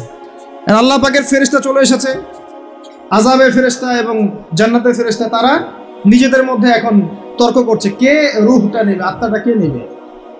ওই যে রূহ কাকে বলে, সায়েন্সকে জিজ্ঞাসা করেন, সায়েন্সের প্যান্ট খারাপ হয়ে যাবে, রূহ কাকে বলে, উত্তর দেবে কি। এখন আল্লাহ পাক এই বান্দাকে মাফ করতে চাচ্ছেন, তিনি কি করলেন, আল্লাহ পাক কৌশল করলেন। তিনি বললেন জমিনটা মেপে দেখো, ফেরেশতারা তোমরা জমিন মেপে দেখো, সে যেখান থেকে বের হয়েছে সেখানকার দূরত্ব বেশি না যেখানে যাচ্ছিল ওখানকার দূরত্ব বেশি। এবং আল্লাহ পাক জমিনকে আদেশ করলেন, এই জমিন তুমি লম্বা হয়ে যাও। জমিন আল্লাহর আদেশ শোনে না? এই পাহাড় আল্লাহর আদেশ শোনে না? শোনে। পাহাড়ে যা হচ্ছে, আল্লাহ রাব্বুল আলামিনের গজব চলে আসলে এই পাহাড় দেখবেন মানুষের উপর গজব ফেলবে ইনশাআল্লাহ তাআলা। সমুদ্রের কিনারে যা হচ্ছে আমরা দেখে আসলাম যে নগ্নতা অশ্লীলতা চলছে, যখন আল্লাহ পাকের গজব আসবে দেখবেন সমুদ্র ভাসিয়ে দিবে সবাইকে, দেখেন ইনশাআল্লাহ। আল্লাহর আদেশ যখন চলে আসবে প্রকৃতি আল্লাহর কথা শুনবে। জমিনকে আল্লাহ বললেন লম্বা হয়ে যাও, জমিন লম্বা হয়ে গেল। এবার ফেরেশতারা মেপে দেখলো সে যেখানে যাচ্ছিল ওর পরিমাণটা বেশি। আল্লাহ পাক বললেন ওকে মাফ করে দাও, ওকে মাফ করে দেওয়া। 100 খুন করেছে। কত খুন? এটা বলে আপনাকে আমি খুন করতে উৎসাহিত করছি না, কথা কি বুঝতে পারছেন? আমি আপনাকে খুন করতে উৎসাহিত করছি না। আমি বলছি আল্লাহ পাকের দয়া এত প্রশস্ত যে আপনি পাপ করলে হতাশ হবেন না, হতাশ হয়ে যাবেন না। আমি অনেক পাপ করে ফেলেছি, আল্লাহ মাফ করবেন না, এমন চিন্তা করবেন না। আরেক ব্যক্তির ঘটনা আছে, এগুলো কিন্তু গল্প না, এগুলো বনী ইসরাইলের কাহিনী, সত্যিকারের ঘটনা। আরেক ব্যক্তি এত বেশি পাপ করেছিল যে নিশ্চিত যে আমি মারা গেলে জাহান্নামে যাব। এখন সে মওতের আগে তার সন্তানদেরকে বলছে যে আমি মারা গেলে আমার লাশটাকে পুড়িয়ে ফেলবা, লাশটা পুড়িয়ে ফেলে অর্ধেক ছাই বাতাসে ভাসিয়ে দিবা, অর্ধেক ছাই সাগরে ভাসিয়ে দিবা, অর্ধেক ছাই বাতাসে উড়িয়ে দিবা, অর্ধেক ছাই সাগরে ভাসিয়ে দিবা। সন্তানরা তাই করলো। আল্লাহ পাক সাগরকে বললেন ছাই জমা করে দাও, বাতাসকে বললেন ছাই জমা করে দাও। এরা ছাই জমা করে তাকে আবার পুনরুত্থিত করা হলো। এবার আল্লাহ জিজ্ঞাসা করছেন তুমি এই কাজটা কেন করেছিলে, বলো এই কাজ তুমি কেন করেছো? সেই ব্যক্তি বলছে মিন খাশিয়াতিকা ইয়া রাব্বি, হে আল্লাহ আমি তোমার ভয়ে এই কাজটা করেছি। আর তুমি আল্লাহ খুব ভালো করেই জানো যে আমি তোমার ভয়ে করেছি না অন্য কোনো কারণে করেছি। আল্লাহ পাক বললেন তুমি আমার ভয়ে যদি করে থাকো আমি তোমাকে মাফ করে দিলাম। একজন ব্যভিচারী নারী, প্রস্টিটিউট বোঝেন, পতিতা বোঝেন, পতিতা বা যৌনকর্মী যে শব্দগুলো বোঝেন? আচ্ছা, এটা তো এখন একটা প্রফেশন হয়ে গেছে, তাই না? মানুষ এটাকে একটা প্রফেশন হিসেবে নিয়েছে, নাউযুবিল্লাহ। যখন এগুলো বেশি বেশি বাড়তে থাকবে সমাজে মহামারী ছড়াবে। আমার মাস্ক ভাইরাস ঠেকাতে পারবে না তো। এইসব ভাইরাস ঠেকাতে হলে বেশ্যাবৃত্তি বন্ধ করতে হবে,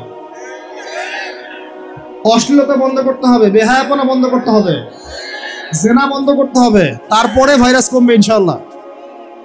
হাদিসে স্পষ্ট, যখন একটা কওমের মধ্যে, কম বলতে এখন পুরো বিশ্বকে বোঝানো যায়, পুরো বিশ্বই একটা কম, গ্লোবাল ভিলেজ।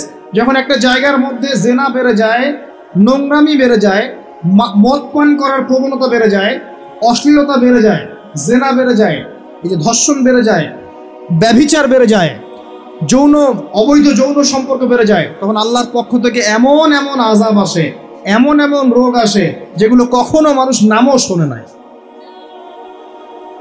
সমকালীন প্রেক্ষাপটটা মিলান, দেখবেন যে সারা বিশ্বে কিভাবে জেনা বেড়েছে। জেনা, পর্নোগ্রাফি, আর ধর্ষণ, আর পরকীয়ার, ব্যভিচার ঘরে ঘরে ঢুকে গেছে। এখন ঘরে ঘরে তো ভাইরাস ছড়াবে না তো কি ছড়াবে?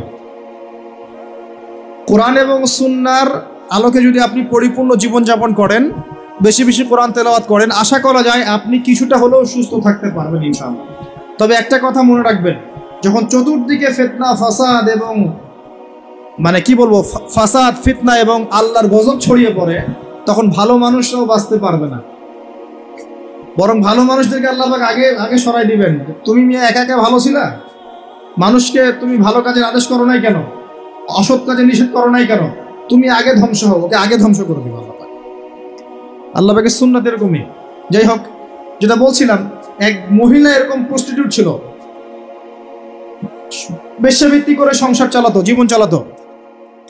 একদিন চলতে পথে দেখলো একটা কুকুর পানি পান করার জন্যে তৃষ্ণার্ত অবস্থায় তার প্রায় মৃত্যু হয় অবস্থা, তখন সেই মহিলা তার মোজাটা খুলে একটা কূপের নিচে নামিয়ে দিয়ে সেখান থেকে পানি উঠালো, উঠিয়ে এই কুকুরকে পানি পান করালো।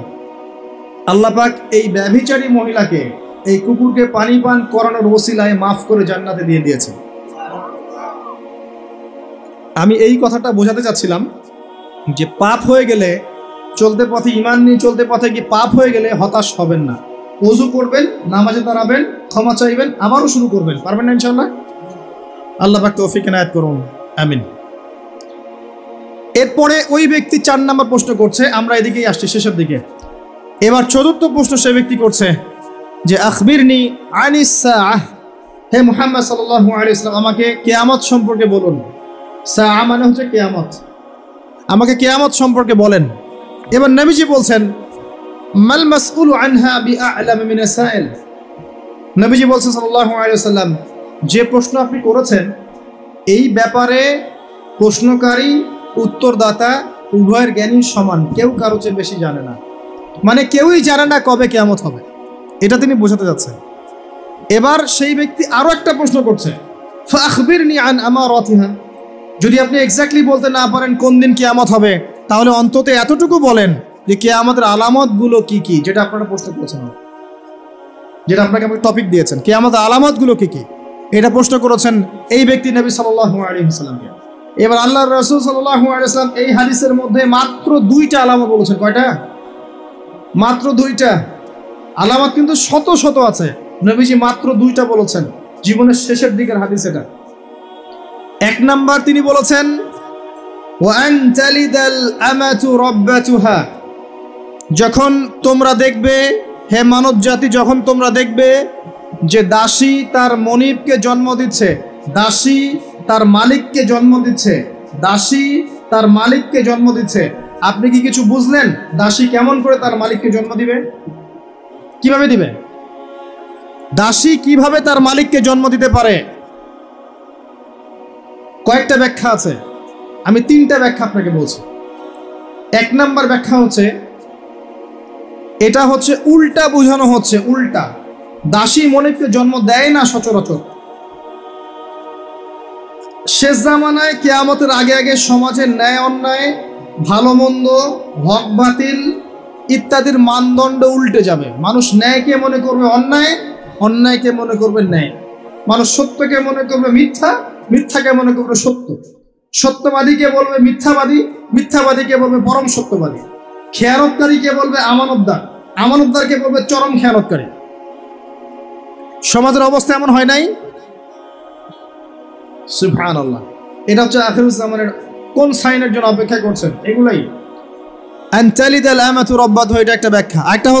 আরেকটা ব্যাখ্যা হচ্ছে পিতা মাতার সাথে দাস দাসীর মতো আচরণ করা হবে। এটা হচ্ছে না এখন? এটাও শেষ জামানার হাদিসে এসেছে যে মানুষ সম্পত্তির জন্য পিতাকে হত্যা করবে, সন্তান সম্পত্তির জন্য মাকে হত্যা করবে, ভাই ভাইকে হত্যা করবে, বোন বোনকে হত্যা করবে, এবং প্রতিবেশী প্রতিবেশীকে হত্যা করবে। এই পরিস্থিতি নাই ভাই? দেখতে পান না চারপাশে? এগুলো দেখার জন্য কি খুব বেশি ডিগ্রি সার্টিফিকেটের দরকার আছে? অনেক বড় আলেম হওয়ার দরকার আছে? 2 চোখ দিয়ে দেখতে পারেন না? পিএইচডি করার দরকার আছে? আপনি এমনি বুঝতে পারবেন, যদি আপনার মধ্যে সামান্য পরিমাণ দূরদর্শিতা থাকে আপনি বুঝতে পারবেন। এটাই হচ্ছে সমাজের সিচুয়েশন। যেই মায়ের পায়ের নিচে জান্নাত, সেই মাকে এখন সম্পত্তির জন্য হত্যা করা হয়। যেই বাবার সন্তুষ্টিতেই সন্তানের জান্নাত, ওই বাবাকে বৃদ্ধাশ্রমে রেখে আসা হয়। ওই যে লাইভে এসে আত্মহত্যা করে যায় মানুষ। সুবহানাল্লাহ, সুবহানাল্লাহ। যেই বাবা মা সারাটা জীবন নিজে খেয়ে না খেয়ে সন্তানকে লালন পালন করে, শেষ মাসে সেই বাপ মাকে দেখার কেউ থাকে না। নিজে যখন হাঁটতে পারতো না, বাবা ওর হাত ধরে হাঁটায়। বাবা যখন হাঁটতে পারে না, বাবার হাতে একটা লাঠি ধরা দেয়, ও হাত ধরে হাঁটাতে পারে না। সন্তান হিসেবে আমরা এখন অপদার্থ, নোংরা প্রজন্ম, এই যে বুদ্ধি প্রতিবন্ধী টিকটক প্রজন্ম। না জানে বাপের সম্মান, না জানে মায়ের সম্মান, না জানে বাপ কি জিনিস, না জানে মা কি জিনিস। যাদের বাবা মা নাই তারা জানে বাবা মা কি জিনিস। আমাদের মধ্যে যাদের বাপ মা মারা গেছে তারা জানে বাপ মা কি জিনিস, যাদের বেঁচে আছে এরা জানে না। নবী সাল্লাল্লাহু আলাইহি ওয়াসাল্লাম বলেছেন ওই ব্যক্তির জন্য ধ্বংস যে ব্যক্তি পিতা মাতাকে পেয়েছে, তাদের খেদমত করে জান্নাত লাভ করতে পারে নাই। এই ব্যক্তির জন্য চরম ধ্বংস। পিতা মাতাকে কষ্ট দিয়েন না। মায়ের প্রসব বেদনার একটা সেকেন্ডের ঋণ আপনি শোধ করতে পারবেন না। লুকমান আলাইহিস সালাম তার সন্তানকে বলছেন, ইয়া বুনাই লা তুশরিক বিল্লাহি ইন্নাশ শিরকা লাযুলমুন আযীম ওয়া ওয়াসাইনা আল ইনসানা বিওয়ালিদাইহি হুসনা। তোমার পিতামাতার সাথে ভালো আচরণ করো। হামালাতহু উম্মুহু ওয়াহনান আলা ওয়াহন। তোমার মা তোমাকে কষ্টের পর কষ্ট লালন করে সহ্য করে এই যে প্রসব করেছে। ওয়াফিসালুহু ফি আমাইন, 2 বছর দুধ পান করিয়েছে। এই ঋণ শোধ করতে পারবে কেউ? আল্লাহ পাক আমাদেরকে বোঝার তৌফিক দান করুন। আল্লাহ পাক আমাদেরকে পিতামাতার খেদমত করার তৌফিক দান করুন, আমিন। আনতালিদাল আমাতু রাব্বাতুহা, দাসী মনিবকে জন্ম দিবে মানে দাস দাসীর মতো আচরণ করা হবে পিতামাতার সাথে। এটা এখনকার সাইন। আপনি এই বিশ্বের দিকে তাকান, দেখেন কি হচ্ছে। আরেকটা ব্যাখ্যা কি হতে পারে, এটা আমি এখন করতে পারবো। এই ব্যাখ্যা আজকে থেকে 500 বছর আগে করা সম্ভব ছিল না। সত্যি সত্যি দাসী মনিবকে জন্ম দিবে। কিভাবে? মনে করেন একটা রাষ্ট্রের নাম সিঙ্গাপুর। কি নাম? আচ্ছা, ওইখানকার মেয়েরা খুবই আধুনিক, ফ্যামিনিস্ট। ফ্যামিনিস্ট মানে হচ্ছে নারীবাদী। নারী পুরুষের কোনো ভেদাভেদ নাই, কাঁধে কাঁধ মিলিয়ে সব করবো, ওকে ফাইন। এখন তারা তাদের কেরিয়ারের পিছনে ছোটে। সকালবেলা উঠেই জব এবং চাকরি, কেরিয়ার ইত্যাদি ইত্যাদি। বিয়ে শাদী করেছে, ফর্মালিটিস করতে হয়। কেউ কেউ আবার ওই লিভ টুগেদার থাকে, কেউ কেউ মেয়ে মেয়েকে বিয়ে করে ইত্যাদি ইত্যাদি। কেউ ছেলে ছেলেকে বিয়ে করে, এমনও চলছে এখন আর কি। তো কেউ কেউ আবার ভুল করে বিয়ে করে ফেলেছে। এখন সন্তান হয়ে গেছে, একটা সন্তানকে তো মানুষ করার সুযোগ নাই, সন্তানকে ডে কেয়ার সেন্টার দিয়ে এসেছে। আবার কারো কারো সন্তান নেয়ার মতো সময়ই নাই, ক্যারিয়ার নিয়ে ব্যস্ত। কথা বুঝতে পারছেন? সন্তান 7 মাস 9 মাস পেটে ধারণ করব, আবার এই সিজার বা নর্মাল ডেলিভারি, আরো 2 বছর কষ্ট ইত্যাদি ইত্যাদি। দরকার কি সন্তান নেয়ার? কি করা যায়? দরিদ্র দেশগুলো থেকে মেয়েকে হায়ার করা হয়। যেমন দরিদ্র দেশ মনে করেন যে আমাদের ধরেন মালদ্বীপ বা আমাদের শ্রীলঙ্কা বা আমাদের আফগানিস্তান বা আমাদের অন্য যেগুলো দরিদ্র কান্ট্রি আর ইন্দোনেশিয়া থেকে বেশি নেওয়া হয়, যেগুলোর মাথা পিছু অনেক কম। আচ্ছা, একটা দরিদ্র দেশের মেয়েকে নিয়ে এসে একজন পুরুষ স্পার্ম মানে শুক্রাণু, তার যে শুক্রাণুটা আছে, এই শুক্রাণুটা বিশেষ পদ্ধতিতে ওই মেয়ের ওই ডিম্বাণুর সাথে মিলিত করে ইনজেক্ট করা হয়। আমি কি বুঝাতে পারছি? একটু বোঝার চেষ্টা করেন। শুক্রাণুটাকে নিয়ে মেডিকেল সায়েন্সের এখন অনেক পদ্ধতি আছে, এর মধ্য দিয়ে শুক্রাণু ডিম্বাণুকে একসাথে একত্রিত করে গর্ভের মধ্যে রেখে দেওয়া হয়। এবার এখানে বাচ্চা কনসেপ্ট করে, আস্তে আস্তে আস্তে বাচ্চা বড় হচ্ছে। কার্পেটে বাচ্চা বড় হচ্ছে ওই গরিব মেয়েটা, আর শুক্রাণু কার? ওই বড় লোকের। কথা বুঝতে পারছেন কি? যার স্বামী আর স্ত্রী দুজনে ব্যস্ত, সন্তান নেওয়ার ফুরসত নাই, স্ত্রীর সন্তান নেওয়ার ফুরসত নাই, স্ত্রী ব্যস্ত ক্যারিয়ারের পেছনে, ফ্যামিলিস্ট। এবার 9 মাস এই মেয়েটাকে খুব ভালো মতো খাওয়ানো হবে, ভালো খাওয়ানো হবে, ফ্রেশ পানি খাওয়ানো হবে, ফ্রেশ খাবার, একদম তত্তাজা একটা বাচ্চা চাই। 9 মাস পরে এই মেয়ে বাচ্চা খালাস করলো, সিজার হলো বা নর্মাল ডেলিভারি হলো। আর সিজার আজকে থেকে 100-200 বছর আগে ছিল না, নতুন একটা পদ্ধতি এসেছে, পেট কাটা হবে, বাচ্চা বের করে ফেলা হবে। সুবহানাল্লাহ। মনে হয় গরু ছাগল হাঁস মুরগির বাচ্চা হয়, মানুষের বাচ্চা সিজার ছাড়া হইতে পারে না। এটা যে শেষ জামানের হাদিসে আছে, আপনাকে বললে আপনি বিশ্বাস করবেন? আখিরুজ জামান কিয়ামতের আলামতের যতগুলো হাদিস আছে, এর মধ্যে একটা এরকম হাদিস আমি পড়েছি যে শেষ জামানায় মেয়েদেরকে ধরা হবে, ওদের পেট কেটে ফেলা হবে। আর কোন নিদর্শনের জন্য অপেক্ষা করছেন? শেষ জামানায় মেয়েদেরকে ধরা হবে, ধরা হবে। মেয়ে রাজি না থাকলেও বোঝানো হবে, সিজার না করলে বাচ্চা বাঁচবে না। মেয়ে রাজি না থাকলেও, পরিবার রাজি না থাকলেও বোঝানো হবে, বিজনেস, যে সিজার না করলে আপনার মেয়েকে বাঁচানো যাবে না, আপনার সন্তানকে বাঁচানো যাবে না, পরিস্থিতি খুবই খারাপ। এমন ভাবে ব্রেইন ওয়াশ করা হবে, ভয়ে বাচ্চা, মা বলবে হ্যাঁ করেন, সিজার করেন, বাবা বলবে হ্যাঁ করেন, কোনো সমস্যা, জানেন? এবং এর পিছনে 1 লাখ টাকা, 2 লাখ টাকা, 5 লাখ টাকা নির্দ্বিধায় খরচ করা হবে। বিজনেস, টোটাল বিজনেস একটা। ক্রিটিক্যাল অবস্থা এক জিনিস, আর নর্মালি সবাই গণহারে সিজার করছে আরেক জিনিস। এটা টোটালি একটা ব্যবসা এবং পুরো মানব জাতিকে ধ্বংস করার প্ল্যান। এটা জুলুম, মেয়েদের উপর জুলুম। শেষ জামানে হাদিস এসেছে যে আখিরুজ জামানে মেয়েদেরকে ধরা হবে, মানে মেয়েরা ধরা দিবে না, ধরা হবে, ধরা হবে, পেট কেটে ফেলা হবে, এর ভিতরে যা আছে ওকে বের করে ফেলা হবে। স্পষ্ট টাটকা হাদিস। কেউ দলিল চাইলে আমাকে নক করেন, আমি দিব দলিল ইনশাআল্লাহ। কোন সময়ের জন্য অপেক্ষা করছেন? এই সিজারিয়ান এই ট্রেডিশনটা আজকে থেকে 50 বছর আগে ছিল। আপনার দাদিরা কি এইভাবে সন্তান জন্ম দিয়েছে? তাদের 11টা বাচ্চা হইতো, 12টা 15টা বাচ্চা হইতো, আর আমার একটা দুটোতেই সিজার লাগে। গরু ছাগলের বাচ্চা হয়, আমাদের বাচ্চা হইতে পারে না? সুবহানাল্লাহ, সুবহানাল্লাহ। ইভেন আমার ক্ষেত্রে এমন হয়েছিল। 12 ঘন্টার মধ্যে না করলে আপনার ওয়াইফকে বাঁচানো যাবে না। বললাম ওয়াইফ বাঁচবে, নর্মালি হবে, নর্মালি করবে। আমি যাই না মাঝে দাঁড়ানো, আলটিমেটাম সময় দিচ্ছে যে সময়ের আগে হবে না, সময় এটা পার হয়ে গেলে সিরিয়াস অবস্থা, মারা যেতে পারে, মরবে না, এভাবেই হবে, করেন। এভাবেই হয়েছে, এভাবেই। আমি কথাটা এই জন্য বললাম যে যারা পুরুষ আছেন আপনারা এবং যারা সন্তানের বাবা হচ্ছেন, আপনারা আপনাদের স্ত্রীদের জীবনটাকে এভাবে ধ্বংসের মুখে ঠেলে দিন না, ওদের উপর এত জুলুম করেন না। আল্লাহ পাক প্রাকৃতিক নিয়ম দিয়েছেন, এভাবেই বাচ্চা হবে ইনশাআল্লাহ। ক্রিটিক্যাল অবস্থা এক জিনিস, একটা ক্রিটিক্যাল সিচুয়েশন হয়েছে তখন আপনি করতে পারেন, সেটা আলাদা বিষয়। নর্মালি এমন একটা ট্রেডিশন বানাচ্ছেন কেন? ঘরে ঘরে সিজার, কি দরকার আছে? আশ্চর্য একটা ব্যাপার, আশ্চর্য। এরপরে দেখবেন আরো 2 বছর তাকে এই বোঝা বয়ে বেড়াতে হবে। যাই হোক, হাদিসের মধ্যে আসেন, এই যে বাচ্চাটাকে জন্ম দিল এই মেয়েটা, গরিব মেয়েটা, এবার এই মেয়েটাকে কিছু ডলার দেয়া হলো। তুমি 9 মাস গর্ভধারণ করেছো, তোমাকে পারিশ্রমিক দেওয়া হলো, বাচ্চাটা আমাকে দাও, তুমি বিদায় নাও। এই মেয়ে পারিশ্রমিক নিয়ে চলে আসলো। এখন এই যে বাচ্চাটা জন্ম নিল, এই বাচ্চাটা কার বাচ্চা? দাসীর না মনিবের? কার কার শুক্রাণু আছে? এই হচ্ছে হাদিসের ব্যাখ্যা। এখন করতে পারবেন আপনি ব্যাখ্যা, আজকে থেকে 500 বছর আগে এই ব্যাখ্যা করতে পারতেন না, কারণ এই ফিতনা 500 বছর আগে ছিল না, ছিল না। এই যে দাসী তার মনিবকে জন্ম দিয়ে চলে গেল। নবী সাল্লাল্লাহু আলাইহি ওয়াসাল্লাম 1400 বছর আগে বলেছেন এমন একটা সময় আসবে দাসী মনিবকে জন্ম দিবে। চিন্তা করেন, আর কতটুকু সময় বাকি আছে আপনার হাতে, আপনি ভাবতে দেখেন। আমি তো বেশি বললে সমস্যা, হজম হয় না কিছু মানুষের। খালি চোখ কান বন্ধ করে খাও দাও ঘুমাও, 5 ওয়াক্ত নামাজ পড়ো, ব্যাস এনাফ। যখন সমস্যা আসবে তখন দেখা যাবে, এমন ভাব মানুষের আর কি। মনে করেন যে চাঁদ এবং পৃথিবী আছে একটা এই যে গ্রহণের মধ্যে। এখন অন্য একটা গ্রহাণু আসছে পৃথিবীর দিকে, ধেয়ে আসছে। অনেক সময় দেখা যায় না খবরে, ধেয়ে আসছে গ্রহাণু, দেখা যায় না?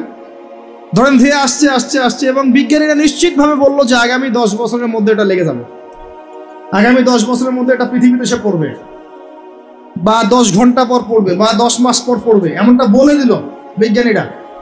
এখন আপনি কি করবেন? আচ্ছা যখন আসবে তখন দেখা যাবে, এত ব্যস্ত হওয়ার কিছু নাই, ঘুমাও খাও ফুর্তি করো, যেমন দিনকাল যাচ্ছে যাক, কোনো সমস্যা নেই।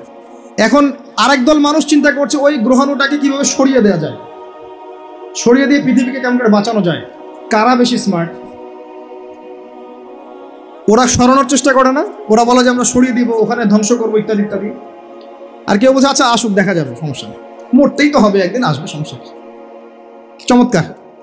তো এই যে একটা বুদ্ধিবৃত্তিক পরাজয়, এর ফলশ্রুতিতে আগামীর প্রস্তুতি নিতে পারবে না মানুষ। সাহাবায়ে কেরাম রাদিয়াল্লাহু আনহুম মসজিদে বসে একটা বিষয় নিয়ে কথা বলছেন, নবী সাল্লাল্লাহু আলাইহি ওয়াসাল্লাম পাশ দিয়ে যাচ্ছেন, জিজ্ঞাসা করলেন তোমরা কি নিয়ে কথা বলছো? সাহাবীরা বলছেন আমরা আলামাতুস সাআ নিয়ে কথা বলছি ইয়া রাসূলুল্লাহ, আমরা কিয়ামতের আলামত নিয়ে কথা বলছিলাম। সাহাবীরা কথা বলছেন কিয়ামতের আলামত নিয়ে, তাদের কোনো দরকার আছে কথা বলার? তারা তো জান্নাতে যাবেন সার্টিফিকেট প্রাপ্ত, তাদের কোনো দরকার আছে এগুলো চর্চা করার? তারা চর্চা করছেন, আলামত নিয়ে কথা বলছেন। নবীজি বললেন শোনো, 10টা আলামত না আসা পর্যন্ত কিয়ামত হবে না, এত টেনশন নিও না। 10টা আলামত না আসা পর্যন্ত কিয়ামত হবে না। দাজ্জাল, ঈসা ইবনে মারইয়াম, ইয়াজুজ মাজুজ, আপনার দাব্বাতুল আরদ, আপনার 3টা ভূমিকম্প, ইত্যাদি ইত্যাদি, এরকম 10টা আলামত আসবে, তারপর কিয়ামত হবে। তো সাহাবীরা যে বসে বসে কথা বলছেন কিয়ামত নিয়ে, তারা কি বুঝতেন না যে কি করা লাগবে ইসলামের জন্য, কি করা লাগবে না? নাকি আমি বেশি বুঝি? তারা কি জন্য কথা বলছিলেন? কারণ তারা আগামীর প্রস্তুতি যাতে গ্রহণ করতে পারেন। কেউ যদি মৃত্যুর আলোচনা করে, পরকালের আলোচনা করে, শেষ জামানের কথাবার্তা বলে, আলোচনা করে, এটা কি এই কারণে যে মানুষ হতাশ হয়ে বসে থাকবে? নাকি এই কারণে বরং তারা আরো উজ্জীবিত হোক এবং সময়টাকে কাজে লাগাক, আগামীর দিনগুলোকে ইবাদত করে কাটিয়ে দেয়? কোনটা উদ্দেশ্য কোনটা?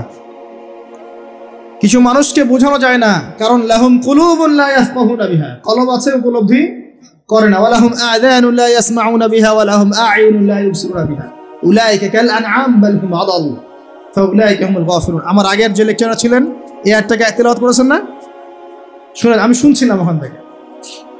তো এই ব্যক্তি জিজ্ঞাসা করছেন কিয়ামতের আলামত বলেন, নবীজি দুইটার মধ্যে একটা বললেন, এটা দাসী তার মনিবকে জন্ম দিবে, যেটা আপনি এখন দেখতে পাচ্ছেন। 2 নাম্বার তিনি বলছেন, লিসেন, এই হাদিসে এটাই লাস্ট। 2 নাম্বার তিনি বলছেন, وأن ترى الحفاة العراة العالة رياء الشاء يتطاولون في البنيان। যখন তুমি দেখবে যে সমাজের সবচেয়ে দরিদ্র শ্রেণীর মানুষ, যাদের পায়ে স্যান্ডেল ছিল না এবং গায়ে কোনো জামা ছিল না, পায়ে স্যান্ডেল ছিল না, কত দরিদ্র চিন্তা করেন, গায়ে জামা ছিল না, কত দরিদ্র চিন্তা করেন, এরা ইয়াতাতাওয়ালুনা ফিল বুনিয়ান, উঁচু উঁচু অট্টালিকা নির্মাণের প্রতিযোগিতা করবে। প্রতিযোগিতা, কম্পিটিশন। নির্মাণ করবে এটা বলা হয়নি, কম্পিটিশন করবে। তোমার 10 তো আমার 15, তোমার 15 আমার 20, তোমার 100 আমার 200, কম্পিটিশন করবে। আজকে থেকে 200 বছর আগে পৃথিবীর দিকে তাকান, পৃথিবীর এই প্রত্যেকটা শহর, বড় বড় নগরগুলোতে এত উঁচু উঁচু কনস্ট্রাকটিভ বিল্ডিং ছিল? এই প্রতিযোগিতা ছিল? সুবহানাল্লাহ। আর কোন সাইনের জন্য অপেক্ষা করছেন? এখন আপনাকে বলি, যে ব্যক্তির পায়ে স্যান্ডেল নাই, গায়ে জামা নাই, সে কিভাবে এটা করতে পারে? উত্তর দেন, কিভাবে সম্ভব বলেন? কে বলছেন? এক ভাই বলছেন সুদ। এক্স্যাক্টলি রাইট অ্যান্সার, সুদ। আপনি যান, সুদি লোন নেন, বিল্ডিং তোলেন এবং সারা জীবনের ঘানি টানতে থাকেন, লোনের ঘানি টানতে থাকেন, প্রতিযোগিতা করতে থাকেন। সুদের মধ্য দিয়ে বড় লোকের কোনো ক্ষতি হয় না, বড় লোক আরো ধনী হতে থাকে, সুদের মধ্য দিয়ে দরিদ্র আরো দরিদ্র হতে থাকে।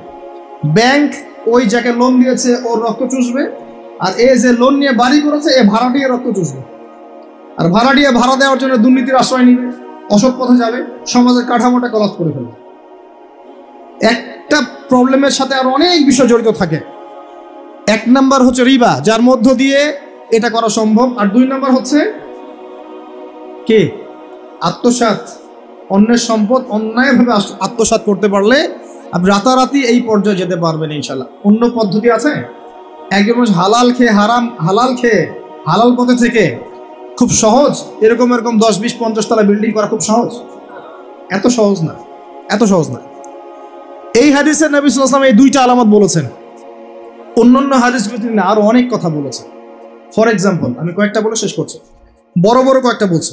ফর এক্সাম্পল, শিরিক বেড়ে যাবে। কি বেড়ে যাবে? শিরিক বেড়ে যাবে। ভণ্ড নবীদের আগমন ঘটবে, সময়গুলো সংক্ষিপ্ত হয়ে আসবে। একটা বছর একটা মাসের মতো চলে যাবে, একটা মাস একটা সপ্তাহের মতো চলে যাবে, একটা সপ্তাহ একটা দিনের মতো চলে যাবে। সময় কি দ্রুত যাচ্ছে না? আপনি কি বুঝতে পারছেন সময় দ্রুত যাচ্ছে? চাঁদ দ্বিখণ্ডিত হয়ে যাবে। চাঁদ কিন্তু দ্বিখণ্ডিত হয়ে গেছে, চাঁদ দ্বিখণ্ডিত হয়ে গেছে। সূরা কমারের 1 নম্বর আয়াত পড়ে দেখেন। বেশি বেশি আল্লাহর গজব আসবে, মহামারী আসবে, ঝড়, জলোচ্ছ্বাস, প্রাকৃতিক দুর্যোগ বেশি বেশি আসতে থাকবে এবং এমন এমন সব রোগের আবির্ভাব ঘটবে যেগুলো কখনোই ছিল না পৃথিবী। এইডসের নাম মানুষ আগে শুনেছিল? HIV-র নাম মানুষ শুনেছে? এখন এইসব যে ভাইরাস চলছে এগুলোর নাম আগেকার জেনারেশন শুনেছিল কখনো? এর পরে যেগুলো আসবে সেগুলো আমরাও শুনি নাই, আমাদের পরের প্রজন্ম শুনবে। এটাই শেষ না, আরো আসবে। নবীজি আরো বলে গেছেন, বেশি থেকে বেশি মানুষ সুদ খাবে। যে ব্যক্তি সুদ থেকে দূরে থাকতে চাইবে তার গায়েও এসে সুদের ছিটা ফোঁটা লাগবে। মুসলিমদের মধ্যে বিভক্তি বেড়ে যাবে, আপোষে হানাহানি কাটাকাটি বেড়ে যাবে, হারাজ হত্যাকাণ্ড বেড়ে যাবে। এত বেশি হত্যাকাণ্ড হবে যে মানুষকে হত্যা করছে ও জানবে না কেন হত্যা করছে, যে নিহত হবে সেও বুঝবে না কেন আমাকে মারা হবে।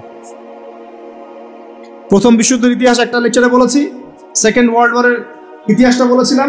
এগুলো দেখেন, সারা বিশ্বে কত মানুষকে মারা হয়েছে বিগত শতাব্দীতে, 100-150 বছর দেখে নেন। হারাজ হত্যাকাণ্ড, প্রচুর হত্যাকাণ্ড। প্রথম ওয়ার্ল্ড ওয়ারেই মিনিমাম 3 থেকে 4 কোটি মানুষকে মারা হয়েছে। দ্বিতীয় ওয়ার্ল্ড ওয়ারে 7 থেকে 8 কোটি মানুষকে মারা হয়েছে। সামনে যেটা আসবে ওখানে দেখবেন পৃথিবীর 1/3 মানুষই শেষ। অপেক্ষা করতে থাকেন। আরো বলেছেন জেনা বাড়বে, জেনা ঘরে ঘরে জেনা থাকে। আরো বাড়বে পরকিয়া, ব্যভিচার, আপনার পারিবারিক কাঠামো ভেঙে যাবে, সমাজের বন্ধন বলে কিছু থাকবে না, ভেঙে যাবে। এটা তিরমিজিতে আছে এই হাদিসটা। মসজিদগুলো হবে চাকচিক্যময়, হেদায়েত শূন্য শেষ জামানায়। দেখেন মসজিদগুলো এক একটা তাজমহলের মতো, ভিতরে হেদায়েত নাই। ইসলামের খালি নাম থাকবে, মানুষ ইসলামের মূলনীতি থেকে সরে আসবে। কোরআনের খালি মাসহাফ থাকবে, মানুষ কোরআনের শিক্ষা থেকে সরে আসবে। মানুষ কোরআন পড়বে, কোরআনের মূল মেসেজগুলো, মূল নীতিগুলো ওর গলার নিচে নামবে না। হাদিস, মানুষ কোরআন পড়বে, কোরআনের শিক্ষাগুলো গলার ভিতরে ঢুকবে না। আছেন এখন আপনি দেখেন কত মানুষকে দেখবেন কোরআন পড়তে জানেই না অর্থ কি জিনিস। আর যদি কেউ বলে অর্থ পড়ার দিকে উৎসাহিত করে, অর্থ পড়া উচিত, অর্থের দিকে যান, বলবে ওকে আবার বিতর্কিত করা শুরু করে দিবে। মানুষকে তো উৎসাহ দেওয়া দরকার যে আপনারা অর্থ পড়েন, তাহলে কোরআনের মূল মেসেজটা বুঝতে পারবেন। একজন আলেমের কাজ কি? মানুষকে কোরআনের মূল মেসেজটা শিক্ষা দেয়া, উৎসাহিত করা।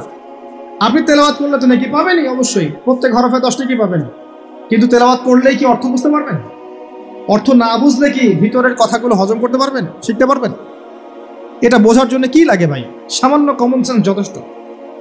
নবীজি বলেছেন জেনা বাড়বে এবং নারীদের সংখ্যা বাড়বে, মেয়েদের সংখ্যা বাড়বে। মেয়েদের সংখ্যা বাড়তে থাকবে। এমন একটা সময় আসবে প্রত্যেক একজন পুরুষের জন্য 40 জন মহিলার দায়িত্ব চলে আসবে। স্ত্রী না ভাই, এত খুশি হওয়ার দরকার নেই। স্ত্রী কথা বলা হয়নি। 40 জন মহিলার দায়িত্ব চলে আসবে। আপনার মা, বোন, খালা, ফুফু সব মিলে দেখবেন 40টা ফ্যামিলি আপনাকে টানতে হচ্ছে, আপনি একজন পুরুষ। আস্তে আস্তে এগুলো বাড়ছে না? বাড়ছে। মহিলারা পুরুষদের পোশাক পরবে আর পুরুষেরা মহিলার পোশাক পরবে, এটা বড় সাইন। আরেকটা সাইন আছে যে মহিলারা এমন পোশাক পরে রাস্তাঘাটে ঘুরবে যেই পোশাক পরেও তারা নগ্ন থাকবে। নিসাউন কাসিয়াতুন আরিয়াহ মুইলাতুন মামিলাত। আখির জামানে এক শ্রেণীর নারী বের হবে যারা পোশাক পরেও নগ্ন থাকবে, অন্যকে আকৃষ্ট করবে, অন্যর দিকে নিজেও আকৃষ্ট হবে। আপনাদের এখানে এই ট্রেডিশন নাই? বলতে থাকলে ভাই রাত শেষ হয়ে যাবে, আমি আলোচনা গুটিয়ে নেওয়ার চেষ্টা করছি। মূল কথা হচ্ছে ভাই যে আলামাতুস সাআ নিয়ে কথা বললে অনেক কথা বলা যায়। মূল বিষয়টা হচ্ছে আমাদের ইসলামের বেস, ইসলামের পিলার। মূল বিষয় হচ্ছে ঈমান, মূল বিষয় হচ্ছে ইহসান এবং আগামীর বিশ্ব সম্পর্কে সচেতনতা। যখন আমি দেখছি যে একটার পর একটা আলামত আসতেই আছে এবং যেতেই আছে, এবং এই বিশ্ব যা দেখছে আগামী বিগত বিশ্বটা দেখে নাই, তখন আমাদের উচিত প্রথমত সতর্ক হওয়া। প্রথম কাজ কি করা উচিত? সতর্ক হওয়া উচিত। তারপর তওবা করা উচিত, খালেস তওবা করে ফিরে আসা উচিত। যারা নামাজ পড়ি না, নামাজ ধরা উচিত। যারা নামাজ পড়ি, জামাতে নামাজ পড়া উচিত। আমাদের উচিত হালাল রিজিক অন্বেষণ করা। আমাদের উচিত জ্ঞান অর্জন করা, পড়াশোনা করা, কোরআন হাদিস পড়াশোনা করা, গবেষণা করা, স্টাডি করা এবং সন্তানদেরকে এগুলো শেখানো। আমাদের উচিত মানব সেবায় কাজ করা, উচিত আদর্শ পরিবার গঠন করার চেষ্টা করা, যুব সমাজকে দিনের ভালো ভালো কথাগুলো বলা, ওদেরকে হারাম পথ থেকে ফিরিয়ে আনার চেষ্টা করা, মা বোনদেরকে পর্দা রাখার চেষ্টা করা, এবং আমাদের কাছে যতটুকু সামর্থ্য আছে আমাদের জানমাল, সময়, শ্রম, কথা, আমাদের কলম ইত্যাদি এগুলোকে দিয়ে দিন ইসলামের খেদমত করার চেষ্টা করা, যাতে আগামী দিনে যে বিশ্বটা আসবে ওই বিশ্বে আমাদের সন্তানরা ইসলাম নিয়ে বাঁচতে পারে। এটাই তো হওয়া উচিত। এর চেয়ে বেশি আমাদের কি করার আছে? আল্লাহ পাক আমাদের সবাইকে ইসলামের এই কাজগুলোকে করার তৌফিক দান করুন এবং আখিরুজ জামান সম্পর্কে সচেতন থাকার তৌফিক দান করুন। এবার এই ব্যক্তি চলে যাচ্ছেন, শেষ করি। কোন ব্যক্তি ভাই? সাদা ব্যক্তি, হ্যাঁ। এই ব্যক্তি চলে যাচ্ছেন আর উমর রাদিয়াল্লাহু আনহু পাশে বসে আছেন। তিনি বলছেন ফালাবিস্তু মালিয়ান, আমি চুপচাপ বসে থাকলাম। এই ব্যক্তি উঠে চলে গেল। সাহাবায়ে কেরাম বসে থাকলাম চুপচাপ, যেন গাধের মধ্যে পাখি বসে আছে। এবার নবী সাল্লাল্লাহু আলাইহি ওয়াসাল্লাম কিছুক্ষণ চুপচাপ বসে থাকলেন, মাথা নিচু করে। এবার তিনি বললেন, ইয়া ওমর, হে ওমর, আতাদরি মানে সাইল, তুমি কি জানো এই যে ব্যক্তি প্রশ্ন করতে এসেছিল, এই ব্যক্তি কে ছিল? ওমর, তুমি কি জানো? ওমর ইবনে খাত্তাব বলছেন, আল্লাহু ওয়া রাসূলুহু আ'লাম, আল্লাহ এবং তার রাসূল ভালো জানেন কে ছিল, আমি তো জানি না। তখন নবী সাল্লাল্লাহু আলাইহি ওয়াসাল্লাম বলছেন, ইন্নাহু জিবরিল, এই ব্যক্তি ছিল জিবরাইল আলাইহিস সালাম। সুবহানাল্লাহ। আতাকুম ইউআল্লিমুকুম দীনাকুম, তিনি এসেছিলেন তোমাদেরকে তোমাদের দ্বীন ইসলাম শেখাতে। কি জন্য এসেছিলেন? প্রশ্নোত্তরের মাধ্যমে তোমাদেরকে তোমাদের দ্বীন ইসলাম শেখাতে এসেছেন। জিবরাইল আলাইহিস সালাম মাটিতে এসেছেন, মানুষের রূপ ধরে। পৃথিবীতে ইতিহাসে একবারই তিনি জনসমক্ষে এসেছেন, সবার সামনে মানুষের রূপ ধরে। অন্য সময় জনসমক্ষে আসেন নাই। নবী সাল্লাল্লাহু আলাইহি ওয়াসাল্লামের কাছে একা একা এসেছেন, কিন্তু সবার সামনে পাবলিকলি একবার এসেছেন এই হাদিসে। এই হাদিসটার নাম হাদিসে জিবরিল, মিশকাতে আছে, সহিহ মুসলিমের মধ্যেও আছে, 2 নম্বর এবং 9 নম্বর হাদিস, দেখে নিয়েন। তোমাদেরকে তোমাদের দিন শেখাতে এসেছেন, তাহলে দিনের মধ্যে মূল বিষয়গুলো কি? 1 নম্বর ইসলামের পিলার কি কি, 2 নম্বর ইমানের পিলারগুলো কি কি, 3 নম্বর ইহসান কি জিনিস, এবং 4 নম্বর শেষ জামানা সম্পর্কে সচেতনতা। এগুলো কি ইসলামের অংশ না?